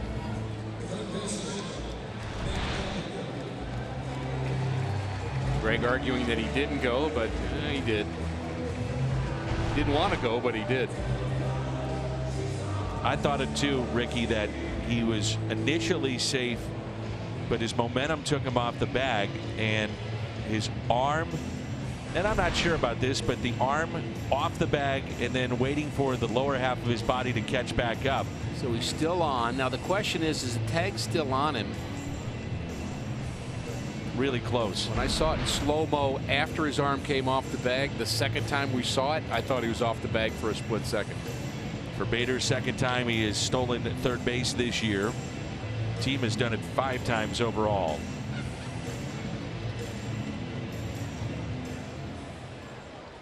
Kubota power stats. Carpenter, where he ranks this season: home runs, runs, slugging percentage. And I'm sure part of that conversation is to remind Tyone, if you fall behind, don't let this guy beat you. Maybe deal with O'Neill, the rookie on deck. We'll see. And a strike. The Cardinals, a game thus far of missed opportunities, but on the flip side, you say it's a game that Tyone has done the job in limiting those chances. And we should also say that Daniel Ponce de Leon did a nice job, giving up just two runs, 1 in the second, 1 in the third, gives his team a chance to win. Now it's up to the bats to pick him up. Here's the 0-1. 1 ball and 1 strike.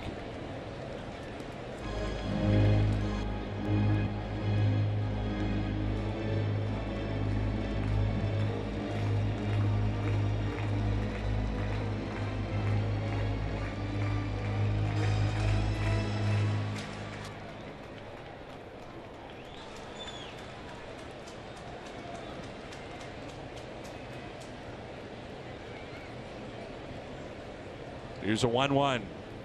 Carpenter hits it down the right field line and hooks it foul.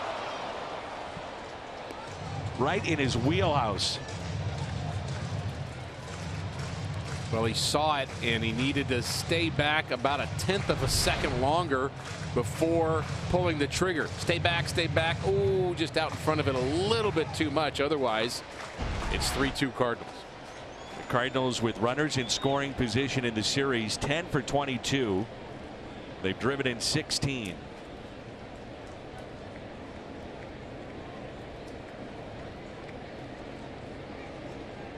And the 1-2 pitch to Carpenter. Lines out into shallow right and into the shift.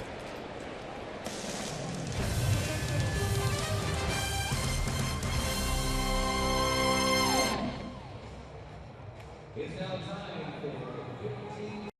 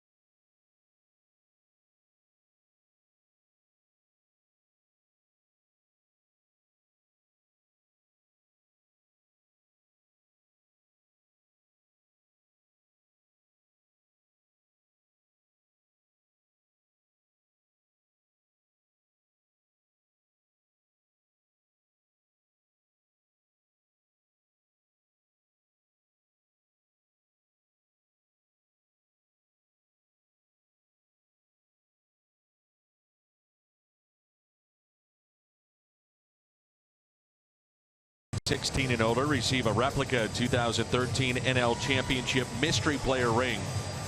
It's wearable, presented by Edward Jones. Cardinals.com/promotions.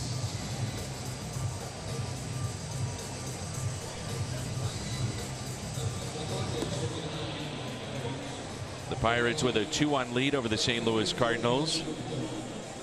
Boy, the Cardinals have had good opportunities in this game, just not able to cash in. It's our Chevy call to the pen.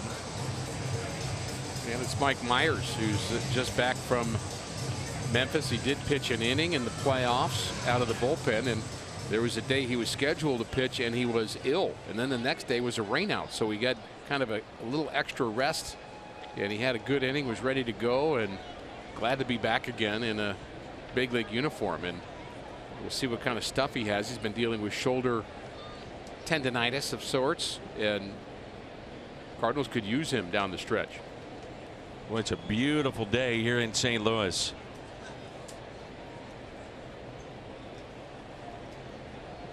Chamber of Commerce type day here in the Midwest. Jordan Luplow at the plate. Mike Myers in his season numbers, 43rd appearance.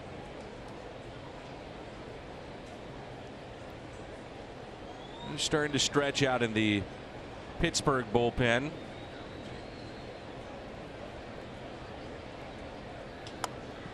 We've not seen their closer in this series. We've talked about that in game 1. Taillon at 65 pitches, but you don't want to see him in the ninth. That's for certain. He is tough. Luplow here. He's 2 for 2. Then Kramer and Reyes. You know, we've been riding the offense, Dan, since that rodent of sorts showed up at the ballpark in Detroit. A little squirrel that ran out on the field. You know, our offense has just taken off since that day, and so have the Cardinals. Liner under the glove of Adams and into right field. We may need to, a rodent of sorts. We may need to remind everybody of the rally squirrel. And I just love the gait of the squirrel. I mean, the squirrel just runs hard, always hustling. But 24 innings prior to the rally squirrel, only 6 runs scored. The 19 innings since 24. So he has meant offense for this Cardinal team. Rodent of sorts.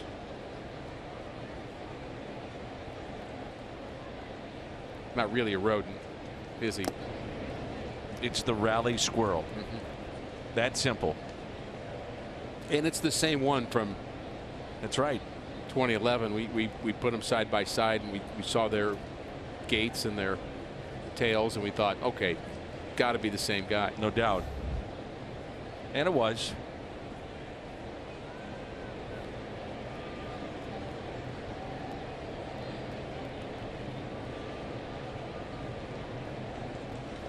Oh, and 2. Apparently they had Prince they were able to take, and it matched. Yeah, right. I just looked at the ring and then looked at the squirrel and thought, same guy. Sometimes it's just the eye test.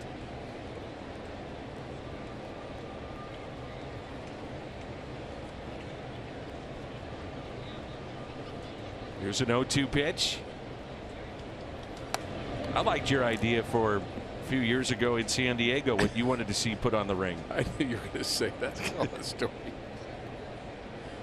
That was one of our lightest moments in the booth in all these years of doing it, Danny. And for fans, it didn't. Well, you didn't see it unless you were there. We didn't show it. There was a streaker that made his way onto the field with a lack of clothing during the pennant race. And the Cardinals came back in that game, and Ricky, thinking out loud, wondered how you going to fit him on the ring. And for the next, I would say, good inning. I couldn't talk. One point I left the booth. You literally, Dan, left the building. And we got it together. I think we were just happy to be in San Diego, weren't we? That's right. There's a strikeout.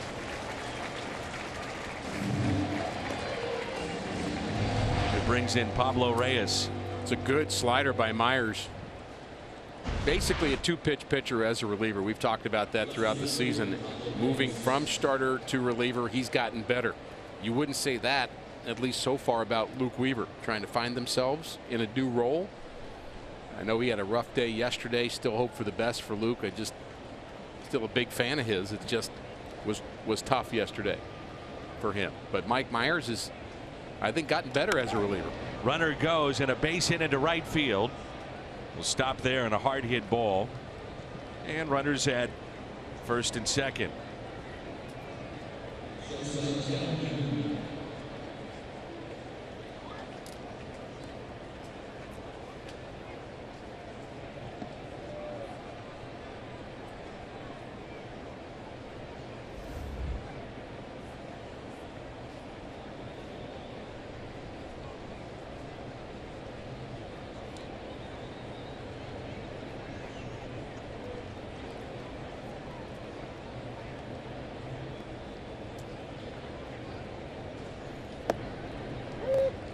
Strike to Newman.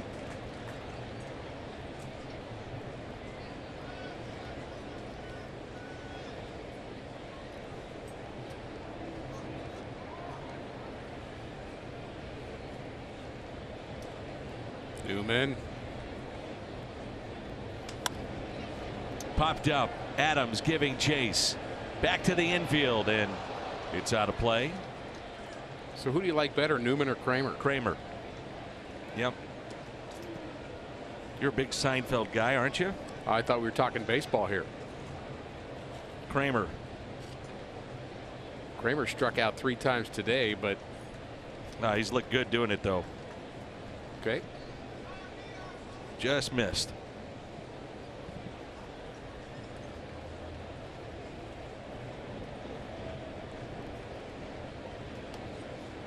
Runners at first and second.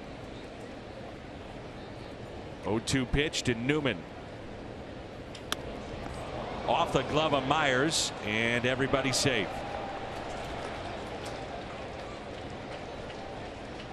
If he catches it, it's a double play. If he lets it go, it's a double play.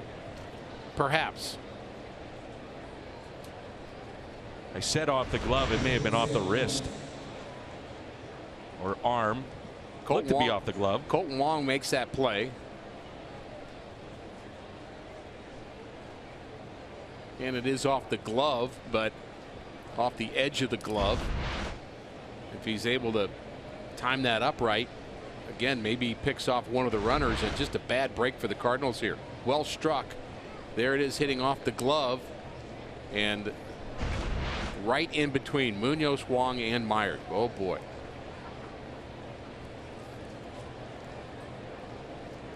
So now the base is loaded for Jacob Stallings.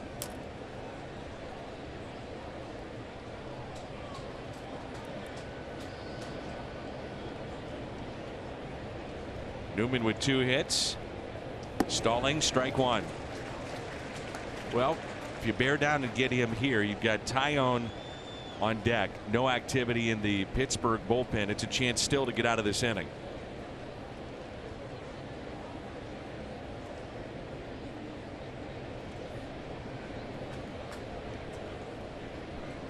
On pitch.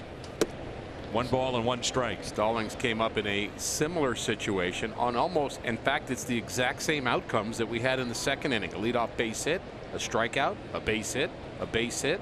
Stallings came up with the bases loaded, 1 out in front of the pitcher, and he hit a sacrifice fly.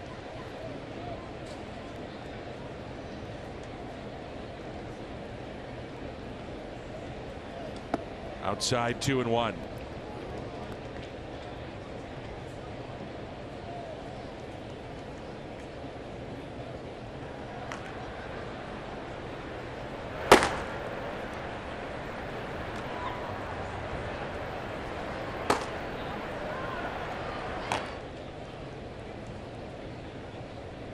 I really wish they would have had those mics picking up the sound back in the day.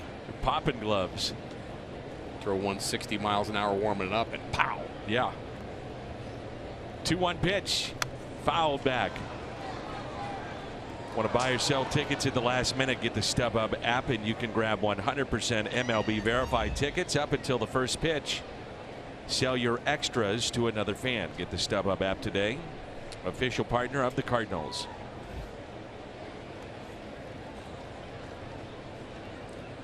Needs a strikeout here. And the 2-2 pitch. Up the middle, past to Young, or rather Munoz into center. Bader will fire to the plate. That's not in time, just out of his reach. And that'll extend the lead to 4-1 for Pittsburgh.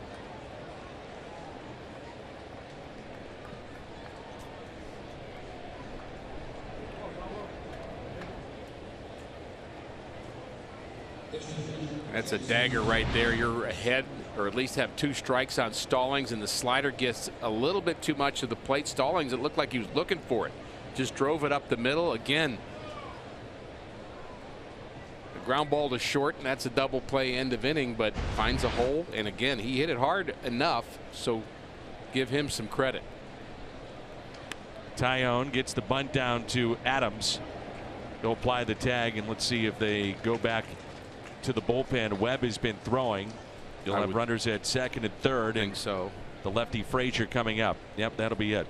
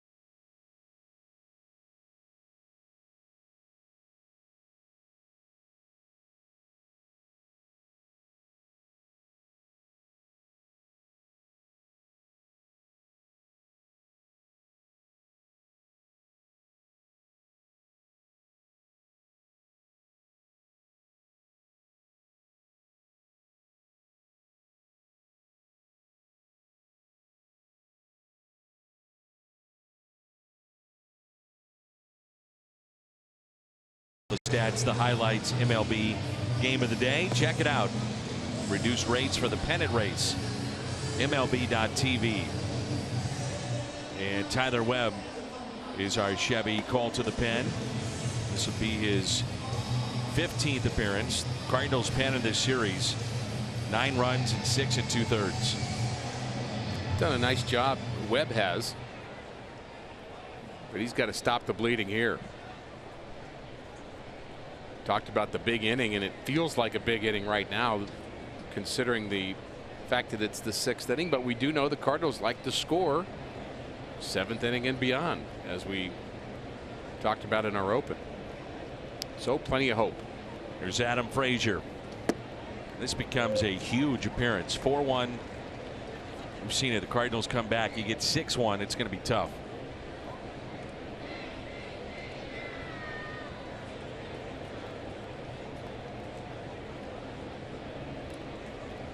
And the 0-1. You'll get him. It's popped up. Colton Wong. Pirates pick up 2. They have 9 hits on the day and a 4-1 lead here in St. Louis.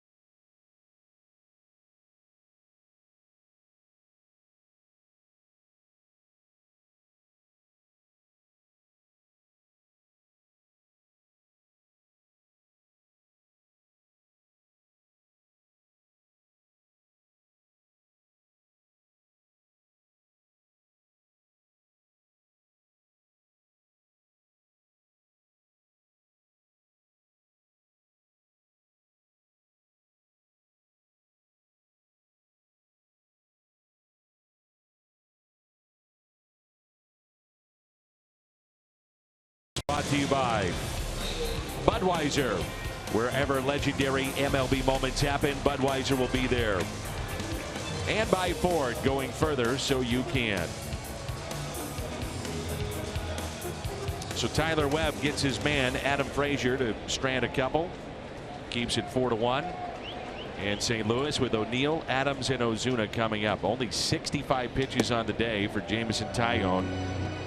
And the Cardinals only 3 hits. And Taillon just got through his part of the order, was able to have a sacrifice, so you could see him going 7 innings and beyond in this game, maybe 8. And a fly ball to Marte in center field. And there's one away.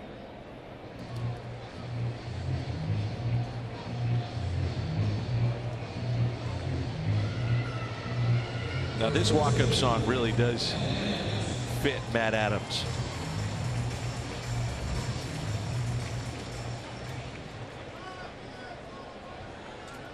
At the advice of Jim Hayes.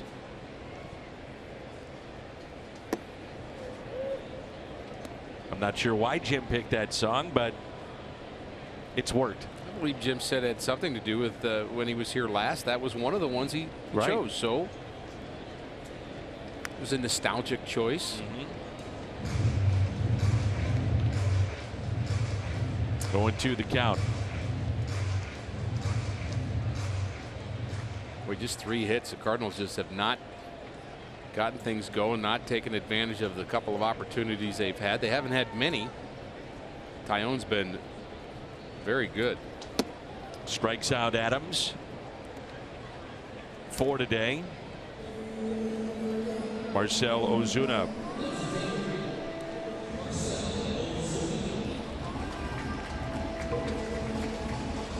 (16 of 21). First pitch strikes along the way too.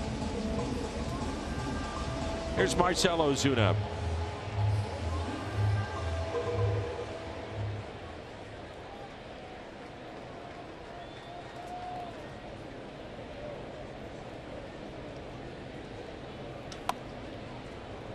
And there's strike 1.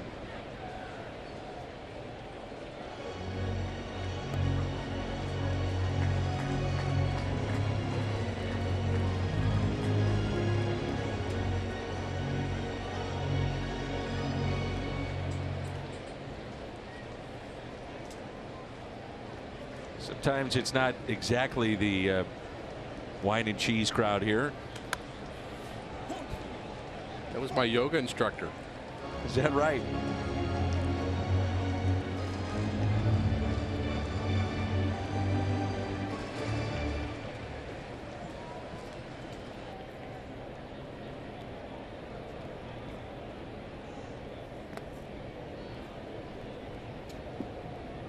You have a favorite pose?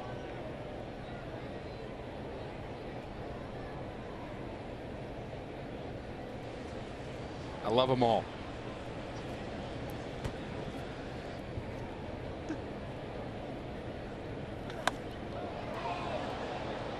High fly ball sent out to left.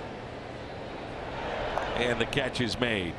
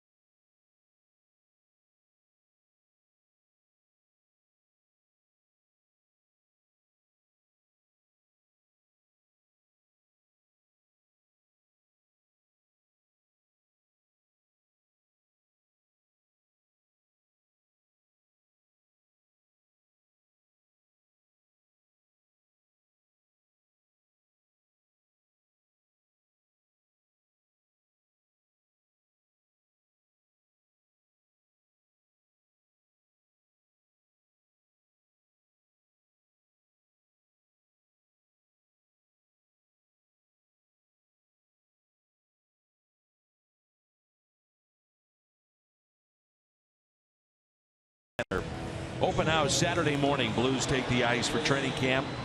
Newly renovated Enterprise Center, and stop by the Fox Sports Midwest booth to sign the Blues bench sign. More information, head to stlouisblues.com.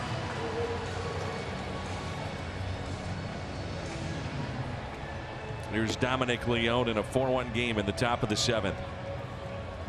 7th inning and beyond has been Cardinal territory of late. Dominic Leone will try to keep it close. He's our Chevy call to the bullpen. And he had a rough outing his last time out, but what we've seen from him since coming off the disabled list has been good.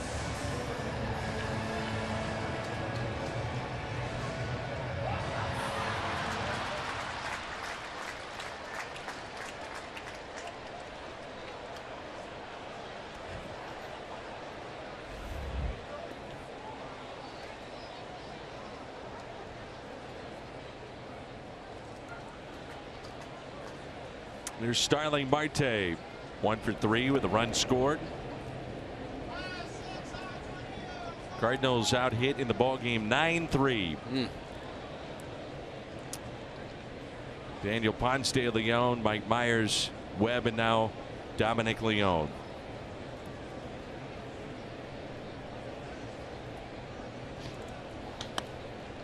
Popped up. Going out, Colton Wong, the second baseman, wants it. Puts it away for the out, and there's one away.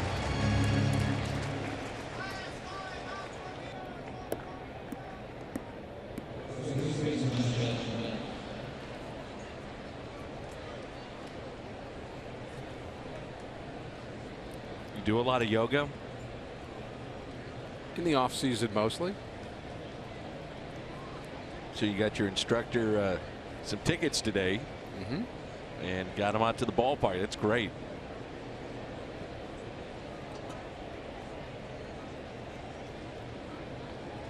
Here's Josh Bell, and strike 1. Got to stay limber, strong, have a good core.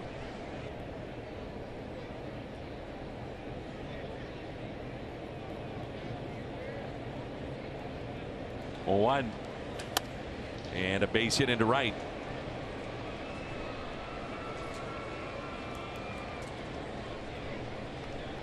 Yeah, your off season could be coming a lot longer than sooner. Could be. You mentioned that last trip to Chicago. It's very possible that that will be an extended trip, Dan. Who knows where we'll be 16 games from now, but very possible that there could be a wild card game played somewhere, and so that it could be a week-long plus trip that could go Chicago to wild card city to first round of the NLDS. So who knows? So the team's going to have to be prepared for that, which is a good thing. It is interesting at the end of the season you play teams where, you know, even the players that talk in the outfield before the game, they'll be talking about, well, you know, where are you going in the offseason? Well, I'm going to go on a trip here, and I'm going to go back home to Phoenix, or I'm going to go to I'm going to, and they're all thinking about next year, off season, maybe winter ball, the young players, and you're still thinking about, I'm in mid-season here. In fact, I'm trying to peak. So it's a different, you know, certainly a different feeling if you're a Pirate right now than a Cardinal, even playing today.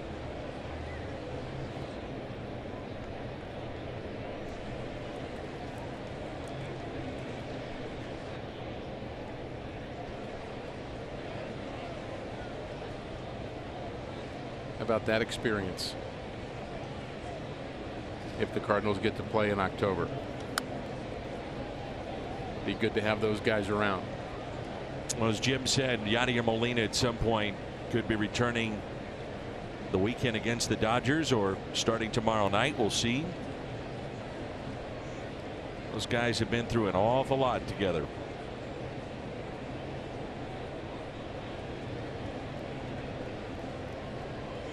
Teammates in 2005, and then Wainwright for first full season in 06. Yadier Molina came up in 2004. So Dominic Leone retires his second man. So you've got a good old boy from southern Georgia who's 6'7" and extremely chatty, gregarious, fun-loving, and you've got a more, I would say, quiet, cerebral, very serious catcher from Puerto Rico, and yet they are connected in a strong way. It's forever. Something I love about baseball, Dan. I do love the connections that you wouldn't necessarily think of. On a team, you have to be aware that you're going to come from different socioeconomic backgrounds. You're going to have different educational backgrounds, different languages, different cultures, yet you come together to play baseball together and become essentially brothers. And that's what they talk about, being brothers. 0-2. Wainwright scheduled to go in the Sunday night game, nationally televised game. Again, we'll have the first two games for you Thursday and Friday.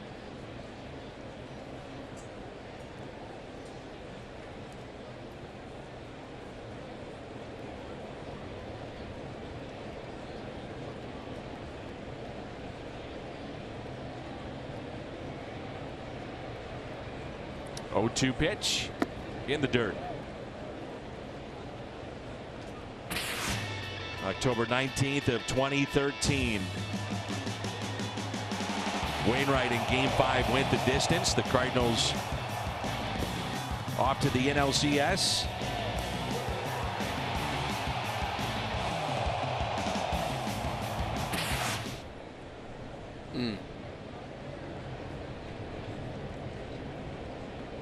And the 1-2.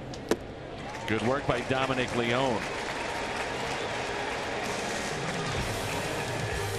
Time to stretch, and it's 4-1.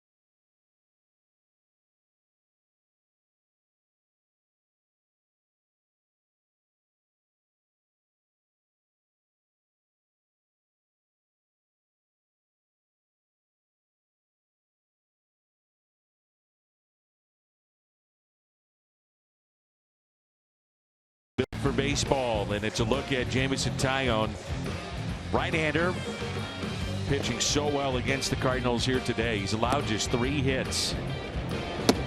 And what stood out is that he's pitched out of trouble. Twice the Cardinals in different innings had a runner at third. Less than 2 outs, couldn't bring him in. The one that stings was Daniel Ponce de Leon, the triple in the third for his first ever big league hit. And it was a leadoff triple, and the Cardinals could not bring him in. St. Louis has gone 1 for 9 with runners on. Pitch arsenal for Taillon in the season versus today. He's throwing a few more sliders. The slider's been sharp. More sliders than curveballs. Fastballs right around the same ratio. But he's had a lot of weapons. And how's he get out of jams, Dan? Well, you have a lot of weapons to do that. And his slider's been sharp. Fastball's been good. Swing and miss fastball. And not necessarily piling up the strikeouts, but a lot of defensive swings for the Cardinals. And the 0-2 pitch. Out of play. Defensive swing on an 0-2 count. That's where he's had St. Louis essentially in the battle between pitcher and catcher. The Cardinals hitters have been on their heels.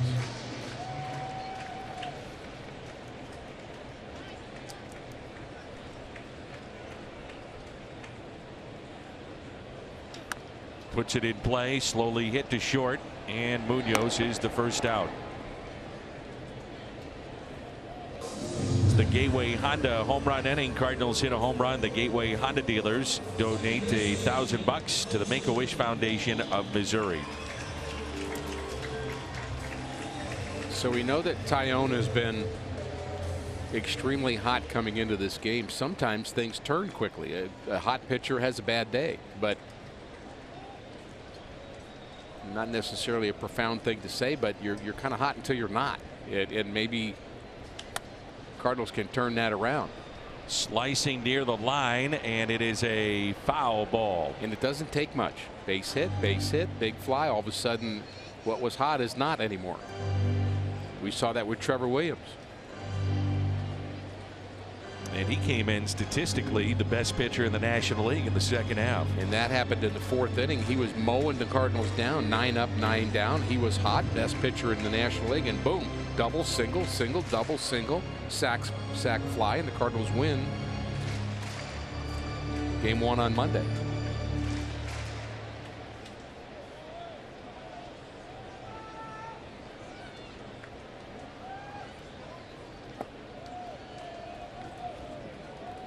Dodgers an 8-1 lead. That's in the 8th inning.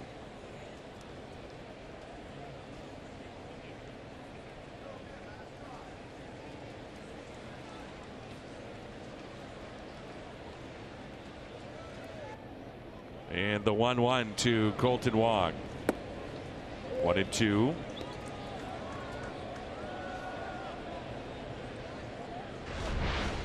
Plaza Tire Service Fox Tracks. Been money with his breaking pitches. Pulled foul. It's a night game between the Cubs and the Brewers. Anderson against Hendricks.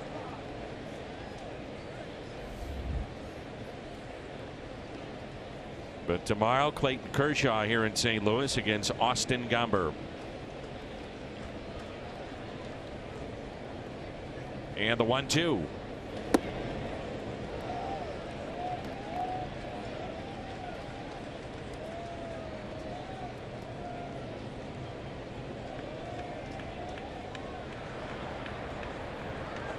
Cecil and Hudson getting loose. And there's your 1-out walk. Sometimes it starts as simple as a walk, Dan. You get Bader coming up. Or is it not?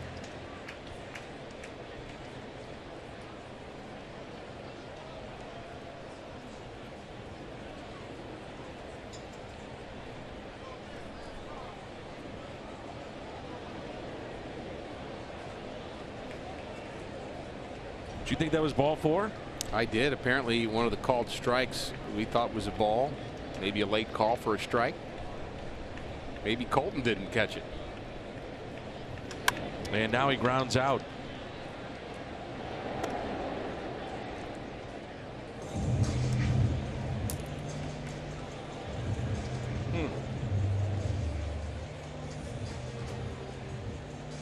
And so 2 outs. Harrison Bader.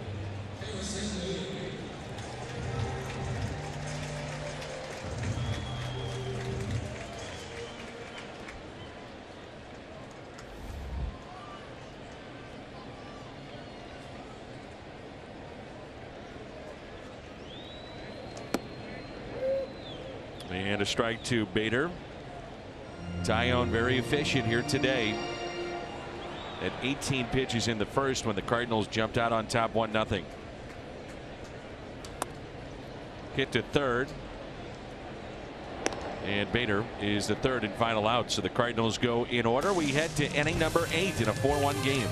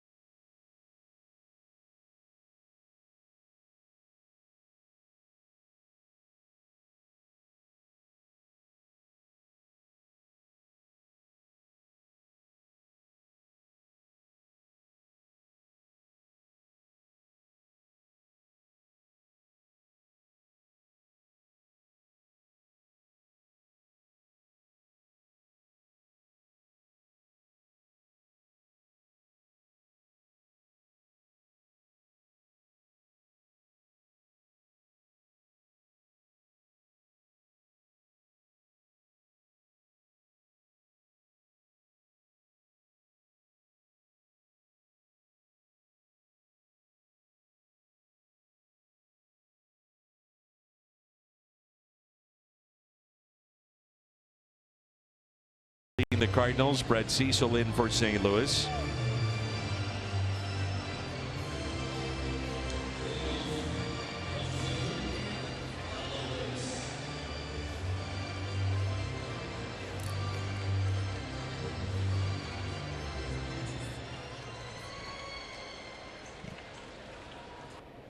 I just saw a sign that they showed on the video board about me. You did? It said Danny Mac told me to play hooky, so here I am. Is that right? Oh, that's funny. Well, I heard you say it yesterday, and, yeah. and there have been some knocks on the door and some truant officers. I've just kind of shielded you from it. I get it. While you do your craft at the expert way that you do, but there's some folks looking for you, Danny. Mm-hmm. Bring them on. Bring on the professors, the teachers, the bosses. I'm ready. This is where you need to be. So if you are a professor and a teacher and your students are absent today and it's because of Dan McLaughlin, yeah. Danny Mac TV, at Danny Mac TV. Blame me. You can tweet him there, go to his website, knock on his door, whatever you need to do. Sure. Swinging on 3-0, Pablo Reyes. I did. I said, play hooky, come on down to the ballpark. And get your rally caps ready.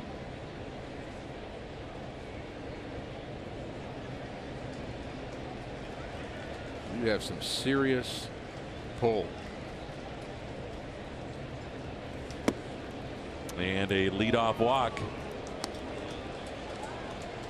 Cecil has allowed 59 base runners in 28 2/3.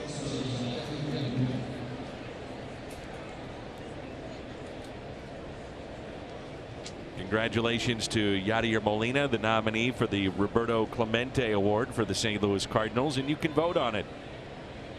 Yadi and his work done in Puerto Rico. MLB.com/Clemente21. So go to that. Make sure you vote for Yadi. Then go to Danny Mac TV on Twitter. While you're on the internet, social media, we want to make sure you let Danny know what you think about him allowing students to miss school for baseball. I did it all the time. So I will say the first World Series game I watched live was in 1969, and I was able to stay home from school because my mom believed that that was the most important thing to me, and I needed to watch it. Day games back then.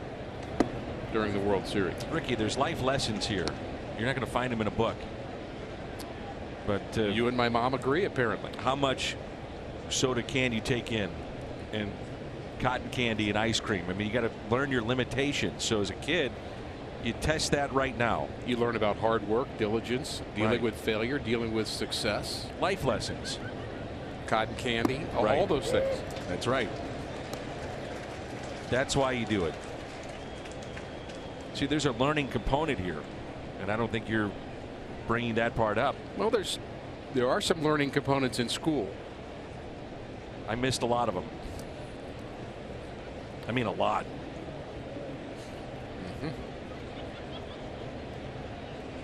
Here's a 1-1 pitch to Newman.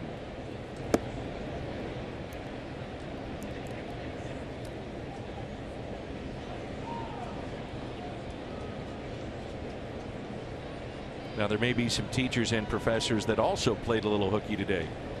Well, yeah, they're hiding. They got the sunglasses on. The hat's pulled down low. It's Ferris Bueller.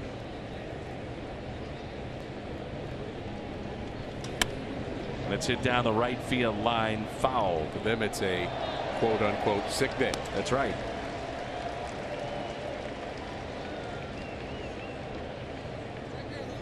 And there's a middle school teacher right now.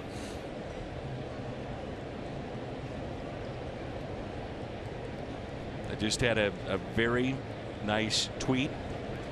It says, Dan, I'm a PE teacher. If I skip school for baseball, can't that be considered professional development? Absolutely. I'm with you guys on that. It's from Lori Valley, Lady Knoll 724. And I'm with you.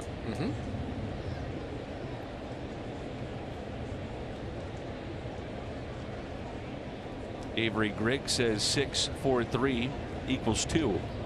I like her thinking. It's good math. Learn math at the ballpark. Right.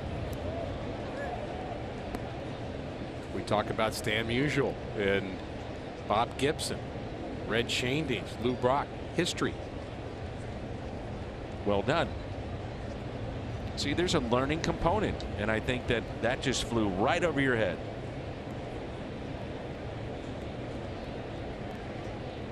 Runner goes, and it's drilled out to right. O'Neill makes the catch. And then there's a thing called reality, which is I'm having fun at the ballpark and not at school. Yeah. And I get that too. Yeah, fun helps. Yeah, fun's a good thing, but there was some geometry in that route. Okay. That Tyler O'Neill took. He needed to take the right angle to take a double away. Got to add up the crowd. 39,606.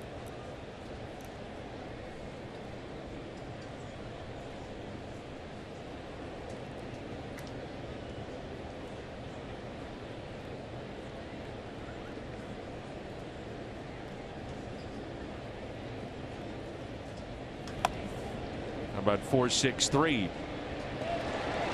Adds up to 2. 4, 6, 3, 2. That's baseball math. Must be new math.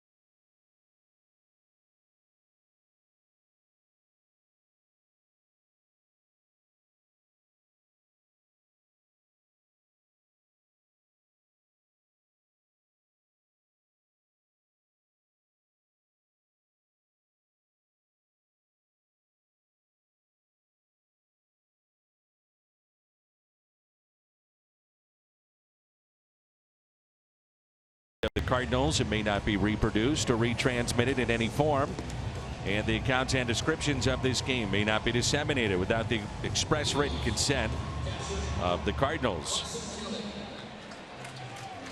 You were talking about your experience as a youngster in World Series games, and for me too, those postseason games, many played during the day. Many. Very much so. You'd look forward to playing a little hooky and listening on the radio or watching on television.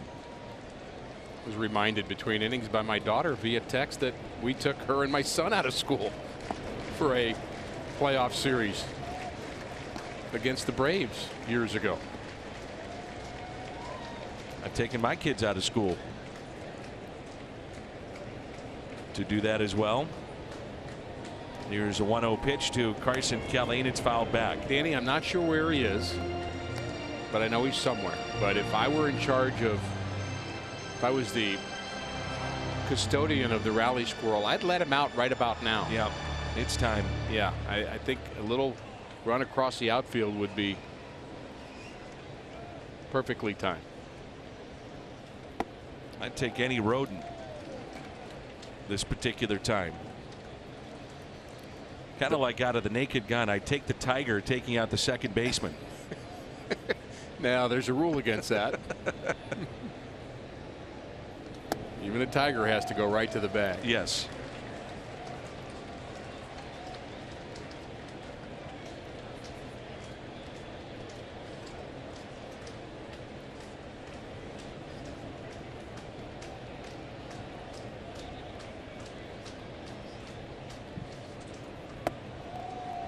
And a leadoff walk to Kelly. Cardinals pulling back Jed Jerko, and Paul DeYoung will go to the on-deck circle. Month of April, 6 starts for Tyone. ERA near 5, and then since then 22, ERA just over 3. He's been good today, really good.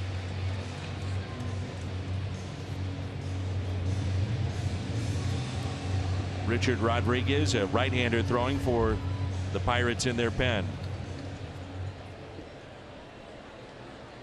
You don't want to just boil it down to the 8th and say this is your only chance, but you've talked about how dominant they can be in the 9th inning with Vasquez, especially lately. But this may be the better of the 2 opportunities in the 8th. I brought this up before in game 1. You know, you play the games out. Now, if this was a meaningless game between 2 teams, you might see Clint Hurdle go with a completely different lineup or a completely different look coming out of his bullpen. But a meaningful game to play spoiler. Does he go to his lefty dominant closer earlier than the 9th and go beyond 3 outs if he needs him? I would say he's well rested enough to do that. Here's a 1-0. 1 ball, 1 strike. But we would like him to be extremely, and I mean extremely well rested for the Brewers. But we don't have a say in it, do we? No, sir.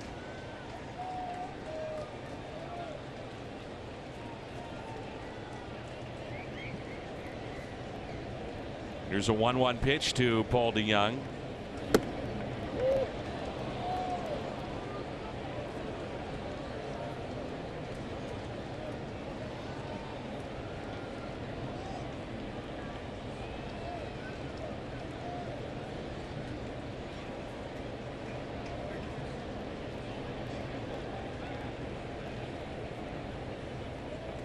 Outfield very deep, and the 1-2.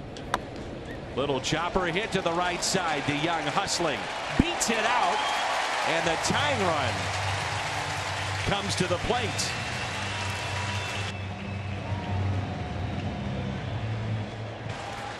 A walk and an infield hit. And Matt Carpenter coming up, and a double switch as well.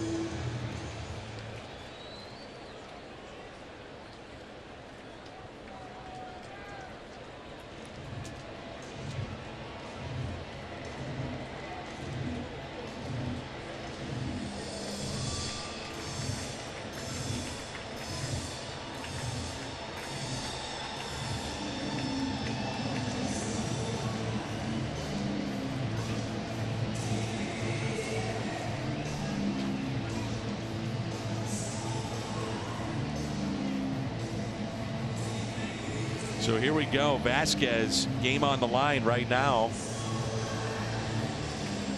And Carpenter coming up. 4-1. Nobody out. 2 on when we come back.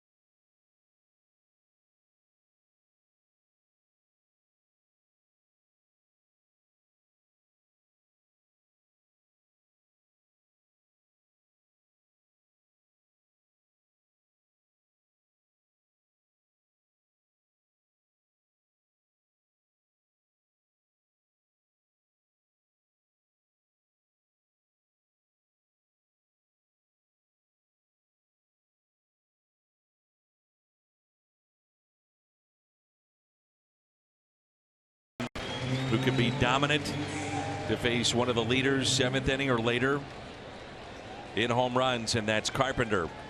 He's got 14. 21 of 21 save opportunities on quite a roll. So this is what we're talking about. Clint Hurdle not taking any chances.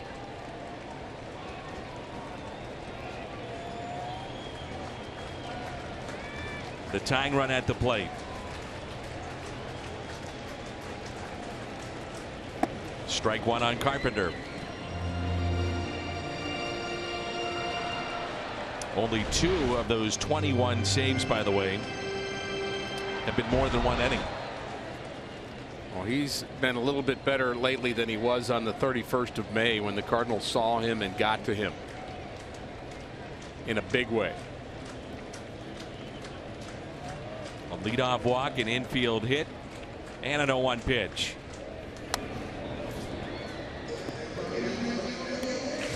Cardinals had a 5-run bottom of the 9th inning against Vasquez on that day. Jairo Munoz, a 3-run homer.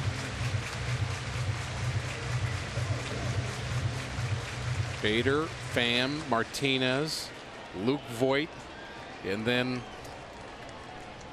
Munoz, and a Cardinal winner.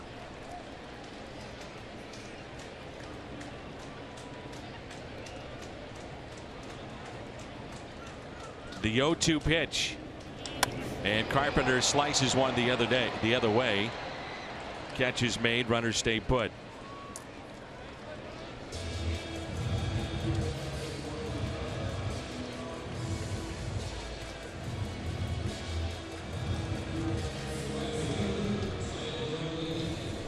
Vasquez with only 2 home runs allowed, as you mentioned, the one that Munoz hit May 31st, and Yonder Alonso got him. That's it. That's pretty impressive for a full season. So 1 out, tying run at the plate. Tyler O'Neill hit a 3-run homer last night. And a strike.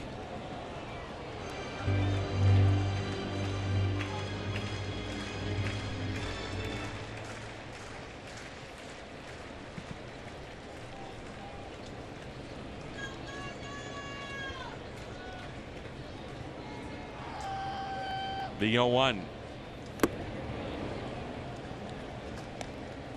Jose Martinez at the on deck circle.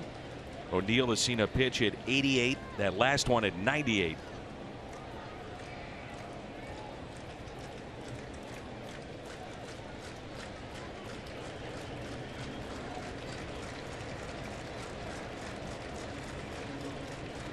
And the 0-2. Ooh. Hit a mile high into left.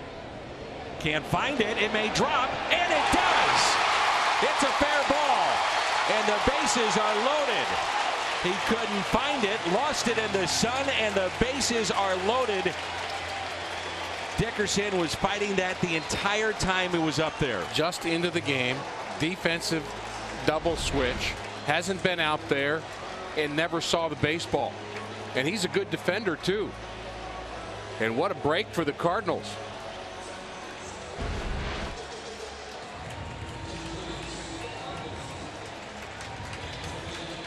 Got to make that hurt. Jose Martinez. I think Kelly might have been able to score, but why take the chance with Martinez coming up? Dickerson only one error in left field this season. That's ruled a base hit. And now Jose Martinez with the bases loaded.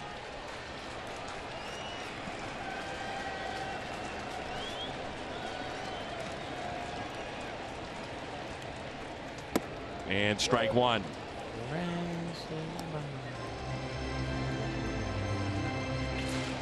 Jose Martinez had the bases loaded back-to-back days. You may recall, and nobody out, and struggled in this spot. He'd love to change it.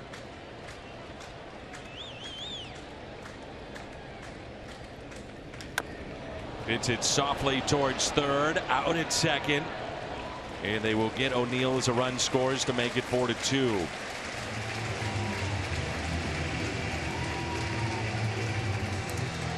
And here is Marcell Ozuna. This might be your ball game right here.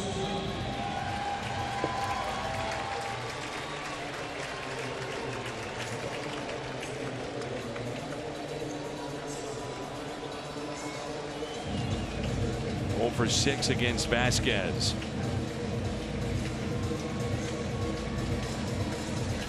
Cardinals are going to pinch run for Jose Martinez. Jack Flaherty will run for him.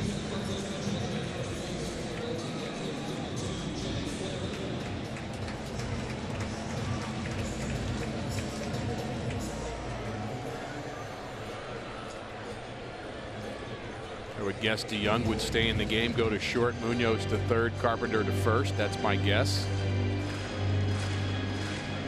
And all that not as important as what Marcell Ozuna does at the plate, representing the go-ahead run in the bottom of the 8th inning.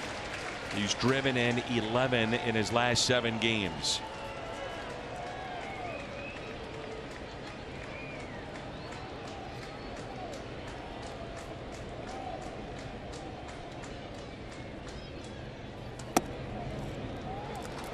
The Cardinals, Dan, have another magic moment in them on this beautiful, perfect afternoon for baseball.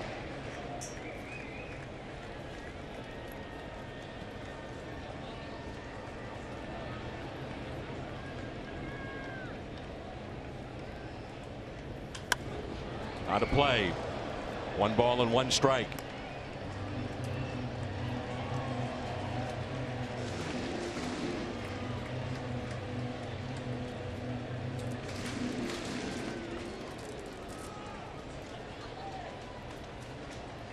Got 27 go-ahead RBI this year.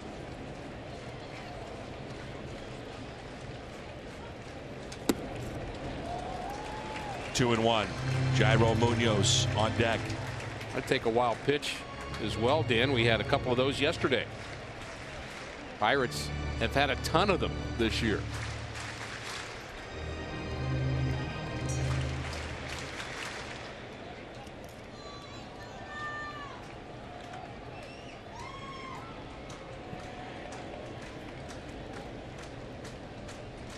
The 2-1 pitch to Marcell Ozuna.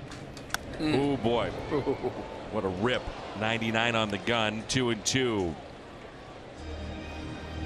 That may have been his pitch to hit.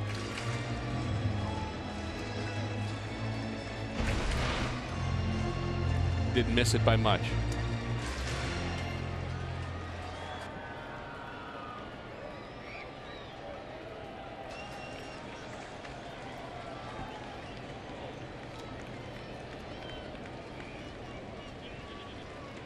The 2-2 hits it the other way and right to Bell. Steps on the bag. Cardinals pick up a run. Makes it 4-2 as we head to the ninth.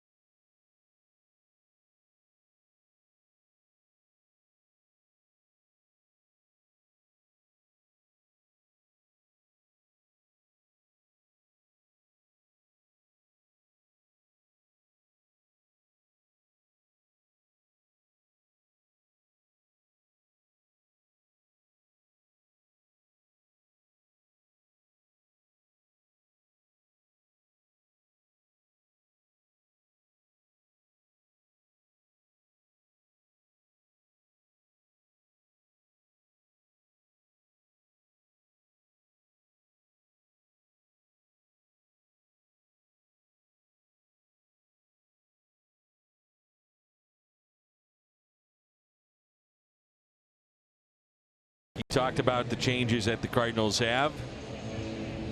Chasen Shreve is the new pitcher. Carpenter over from third base to first. DeYoung staying in the game at shortstop.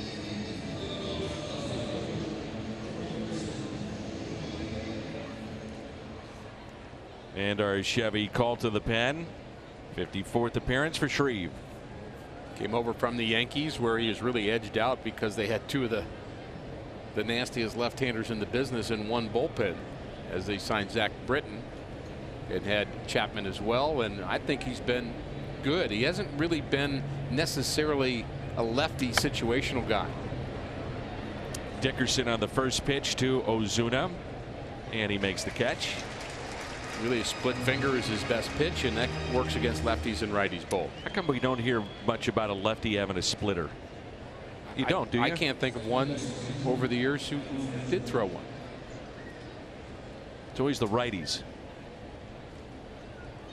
And especially, I guess, you think about lefties, they come in and they're usually at this level. Good sliders, breaking balls. And there's a strike to Frazier. Cardinals will have Munoz, Wong, and Bader due up.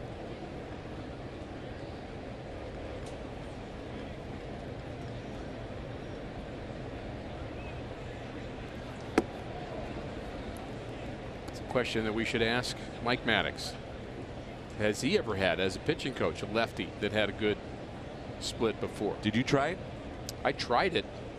I wouldn't have I called it a fork ball at the time. Not so much a split fastball, but tried a fork ball. It's just hard to throw.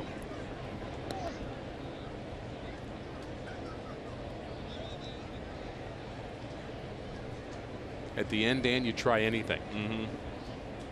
Knuckleball. Tried everything but right-handed. Any way to stay in the game. Threw from down under for a couple of games. They just hit it harder. 2-2 the count.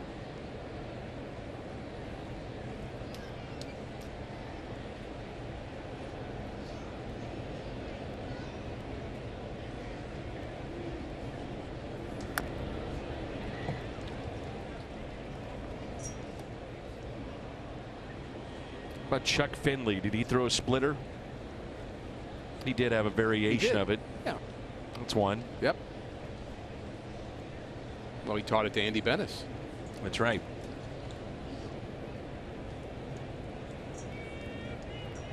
Two-two pitch to Frazier. Tied him up and struck him out. So Shreve has come in and got the first two. Our Budweiser play of the game. How about this from Big City? Ponce de Leon covering the bag at first in our Budweiser play of the game. Nicely done.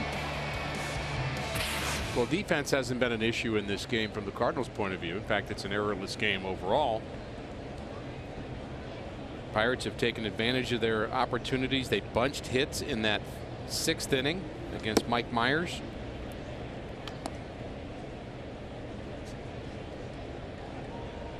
But the Cardinals do, as Al Raboski said, have one more shot.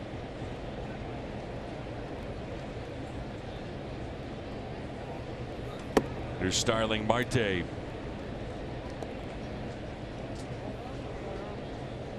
Now that guy had a pretty good splitter. He sure did. Hall of Fame splitter.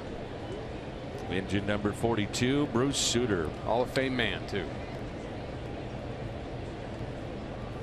You know, I think he finally lets me introduce him at events, and I've got one coming up with him. He's going to be back in town next homestand, and I will introduce him as a Hall of Famer, and he gets so mad at me. He's, in the past, at least, he'll say, look, will you stop calling me a Hall of Famer? I said, well, you shouldn't have saved so many games then. 300 of them. It's your fault. But he really is a humble guy. We both will be at Whitey Herzog's golf tournament coming up. And he will be there as well. It's in a couple weekends. See him a couple of different places now that you mention that. Whitey's tournament is always a fun day.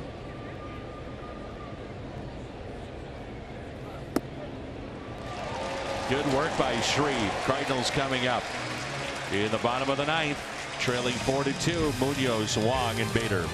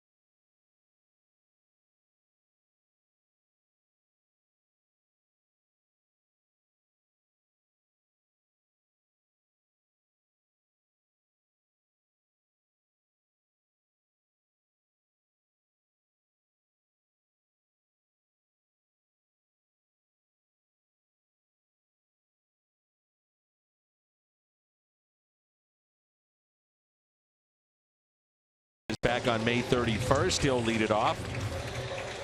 And Vasquez trying to make it a 2-inning save. And that's something that Bruce Sutter did an awful lot of, multiple innings to get saves. Here it was back on the 31st, and he got to Vasquez, and the Cardinals had a walk-off. That finished off a bad day for Vasquez. 5-run bottom of the 9th inning.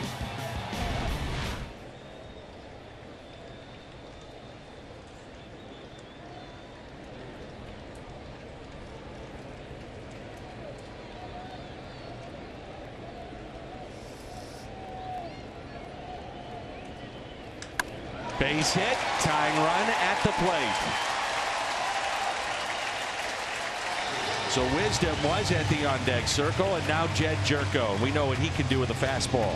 Dan, you know, I think it's a logical question to ask, how good will Vasquez be in the second inning? You mentioned, you know, he's had limited experience doing it, but I don't know. Is the fastball going to be off a little bit? And it's not the matter of being tired, but it's how sharp can you stay. This day and age, guys conditioned to get the final 3 outs in the ninth, not in the 8th. And when we say they're conditioned for that, Dan, we're not saying they're out of condition. It's just about their muscle endurance. And mentally, too. Yeah, mentally, but the muscle endurance factor is what we talked about with Wainwright the other day. I mean, that's part of building up to be a starter, is having the ability to come back. I'm talking about with your arm and be as strong as in the 3rd inning as you were in the 1st. That takes a while to build up. Here's Jed Jerko back. It's a tough plate appearance. Welcome back, Jed Jerko off the DL, and you get Vasquez. Yeah, but he hits. I think he hits good pitching well. He's never really met a fastball he's been afraid of. Equipment loose for Munoz. So here we go. Cardinals have had so many dramatic come from behind games this year, and the tying run at the plate. Bader at the on deck circle, and the 1-0 pitch to Jerko. Popped up, long way to go. They're playing very deep, and that'll drop foul.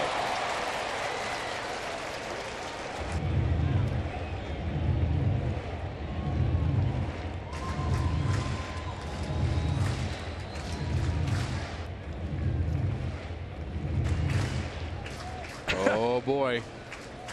Look at that. He's somewhere.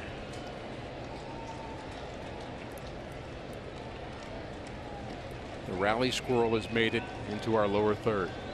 You know Clint Hurdle well. Is he a hunter? You know. Rally squirrel is safe. Outside, and it's 2-1.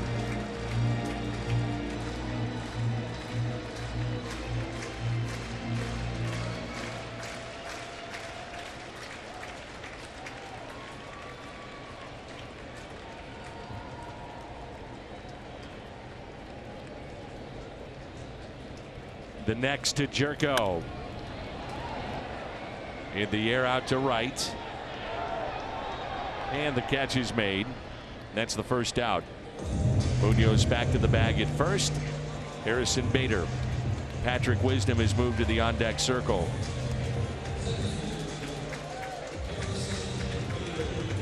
But Jairo Munoz, home run, double, and single, 3 for 3 against Vasquez now in his career.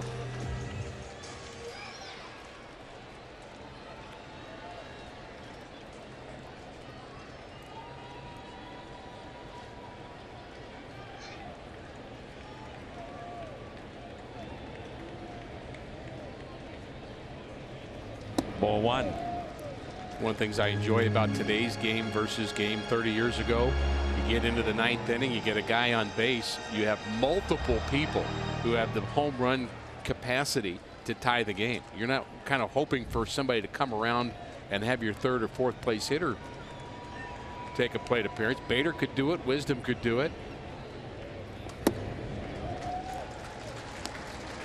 2-0. And all that does is put continued pressure on the pitcher not to make a mistake. It's 20 pitches now for Vasquez.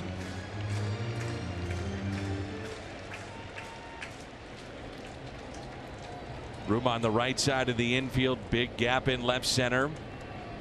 And a 2-0 pitch now to Bader. 2-1. His high this year, 36 pitches.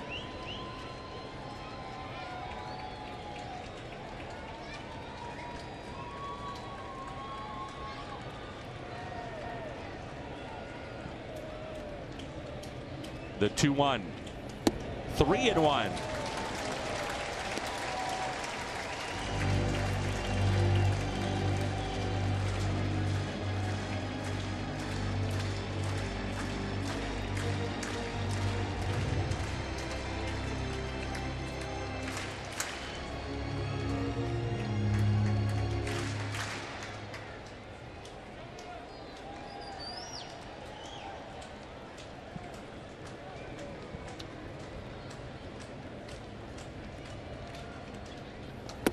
He walked him. The winning run comes to the plate. Patrick Wisdom.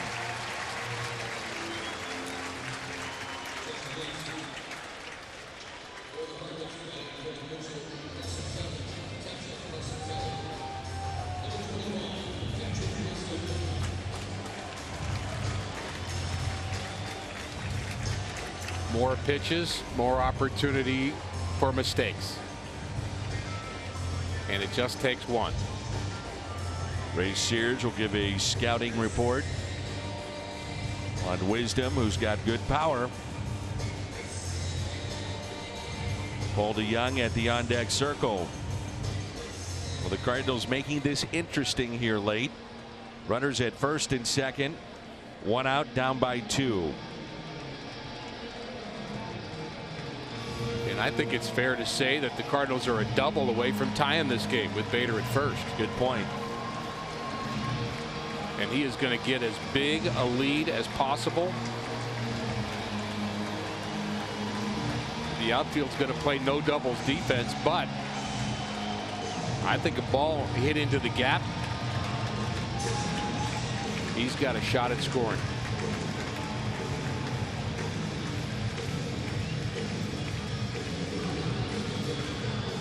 There's the deep outfielders. They're taking away the right center field gap for Wisdom. Hitting room in left center. Vasquez has not had his swing and miss stuff so far here this afternoon.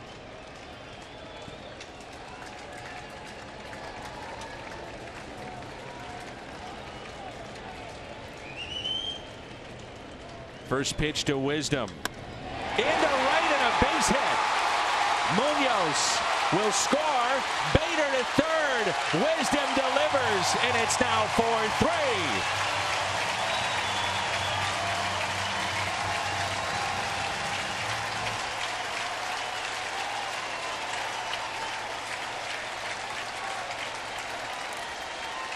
The knack for coming back, and that has been one of the strengths of this team. And now Paul DeYoung. I love him swinging at the first pitch too. 98, and he just takes it the other way, and it doesn't get into a gap. Unfortunately, Bader only able to get the third, but you've got some speed at third. Now a wild pitch away from tying it. And again, the Cardinals have had this spot, runner at third, less than 2 outs, and have not delivered. Will it change here?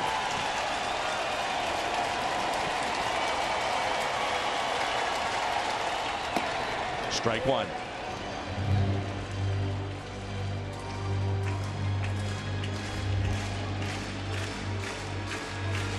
Regardless of outcome, I love the grit in the ninth.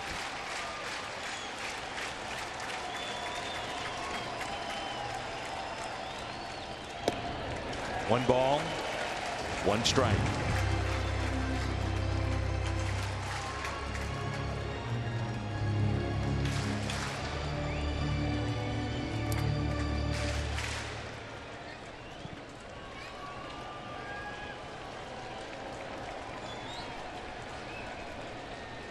The 1-1 to the Cardinals shortstop. 1-2. 99, a little extra on that pitch. Well, not many swings and misses, but that's a big swing and miss. And look at that fastball riding in on DeYoung. Outstanding pitch. Carpenter, the on-deck batter. The 1-2, spoiled.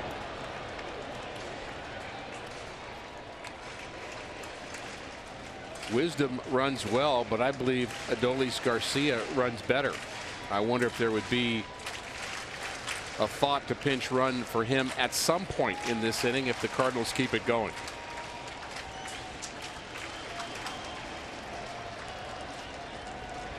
The 1-2 strikes out DeYoung. Huge strikeout for Vasquez.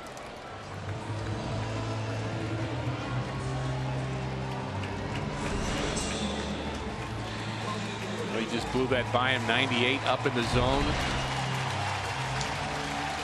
And that's the one thing the Cardinals needed to avoid there was the strikeout. But Carpenter, one more shot.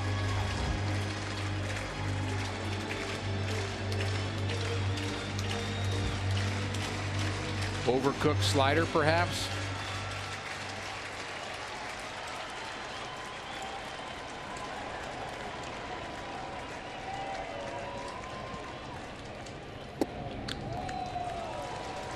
Ball one to Carpenter. O'Neill on deck.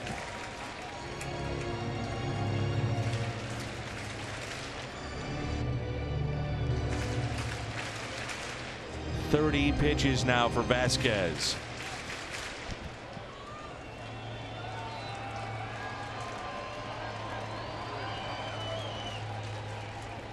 Carpenter has had his opportunities today. He's come up 3 different times with the runner on. With Bader getting down the line quickly, the third baseman way off the line, we've seen that a little ball in the dirt 10 feet away from the catcher is an opportunity for him to score. We've seen it before. He's ready for it again. Remember, the Pirates have 88 wild pitches, something to consider. That leads baseball. The 2-0 now to Carpenter. 2-1.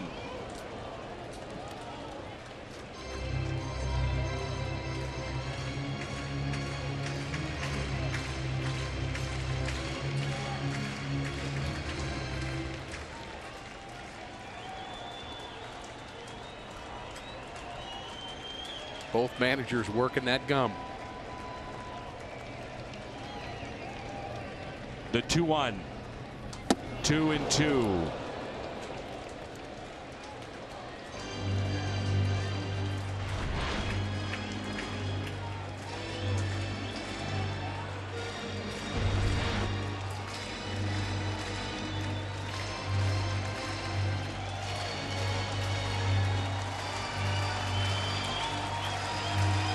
The Cardinals down to their final strike.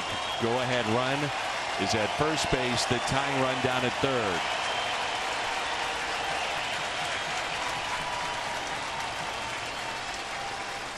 The 2-2. Runner goes.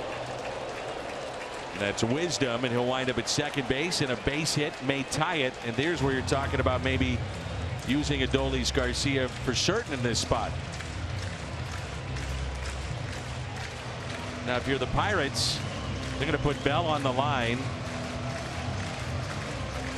Fastball slider here, Ricky. I mean, if you walk him, and deal with O'Neill. Right. I agree. Well, he's not going to give in to him, but at 99, he's got something to challenge him with, too. A 3-2 pitch. Carpenter pulls it foul. Oh my. Guarding the line at first is Josh Bell. And now he moves even closer. One more step to the line.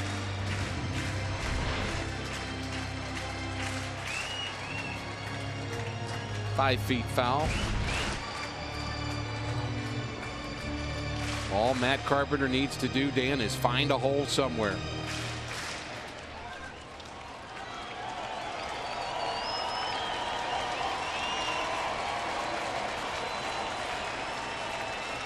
The 3-2 pitch. Struck him out.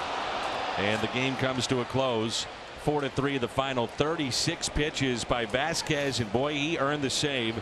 The Pirates take game 3, and they win it 4-3. I love the finish, as I mentioned, in the ninth for the Cardinals. It wasn't enough. They've been playing so well since the All-Star break in so many games, but this one goes to the Pirates. Take a look at our Nissan drive of the game here this afternoon. Back in the 6th inning, and Stallings, the base hit just past Munoz, had scored a couple. And that was the game winner, a 3 RBI game for him. He had a sacrifice fly as well in the second. It's a game in many ways missed opportunities this afternoon for the Cardinals. Pirates salvage one game in the series. Cardinals take 2 of 3, 4-3 the final.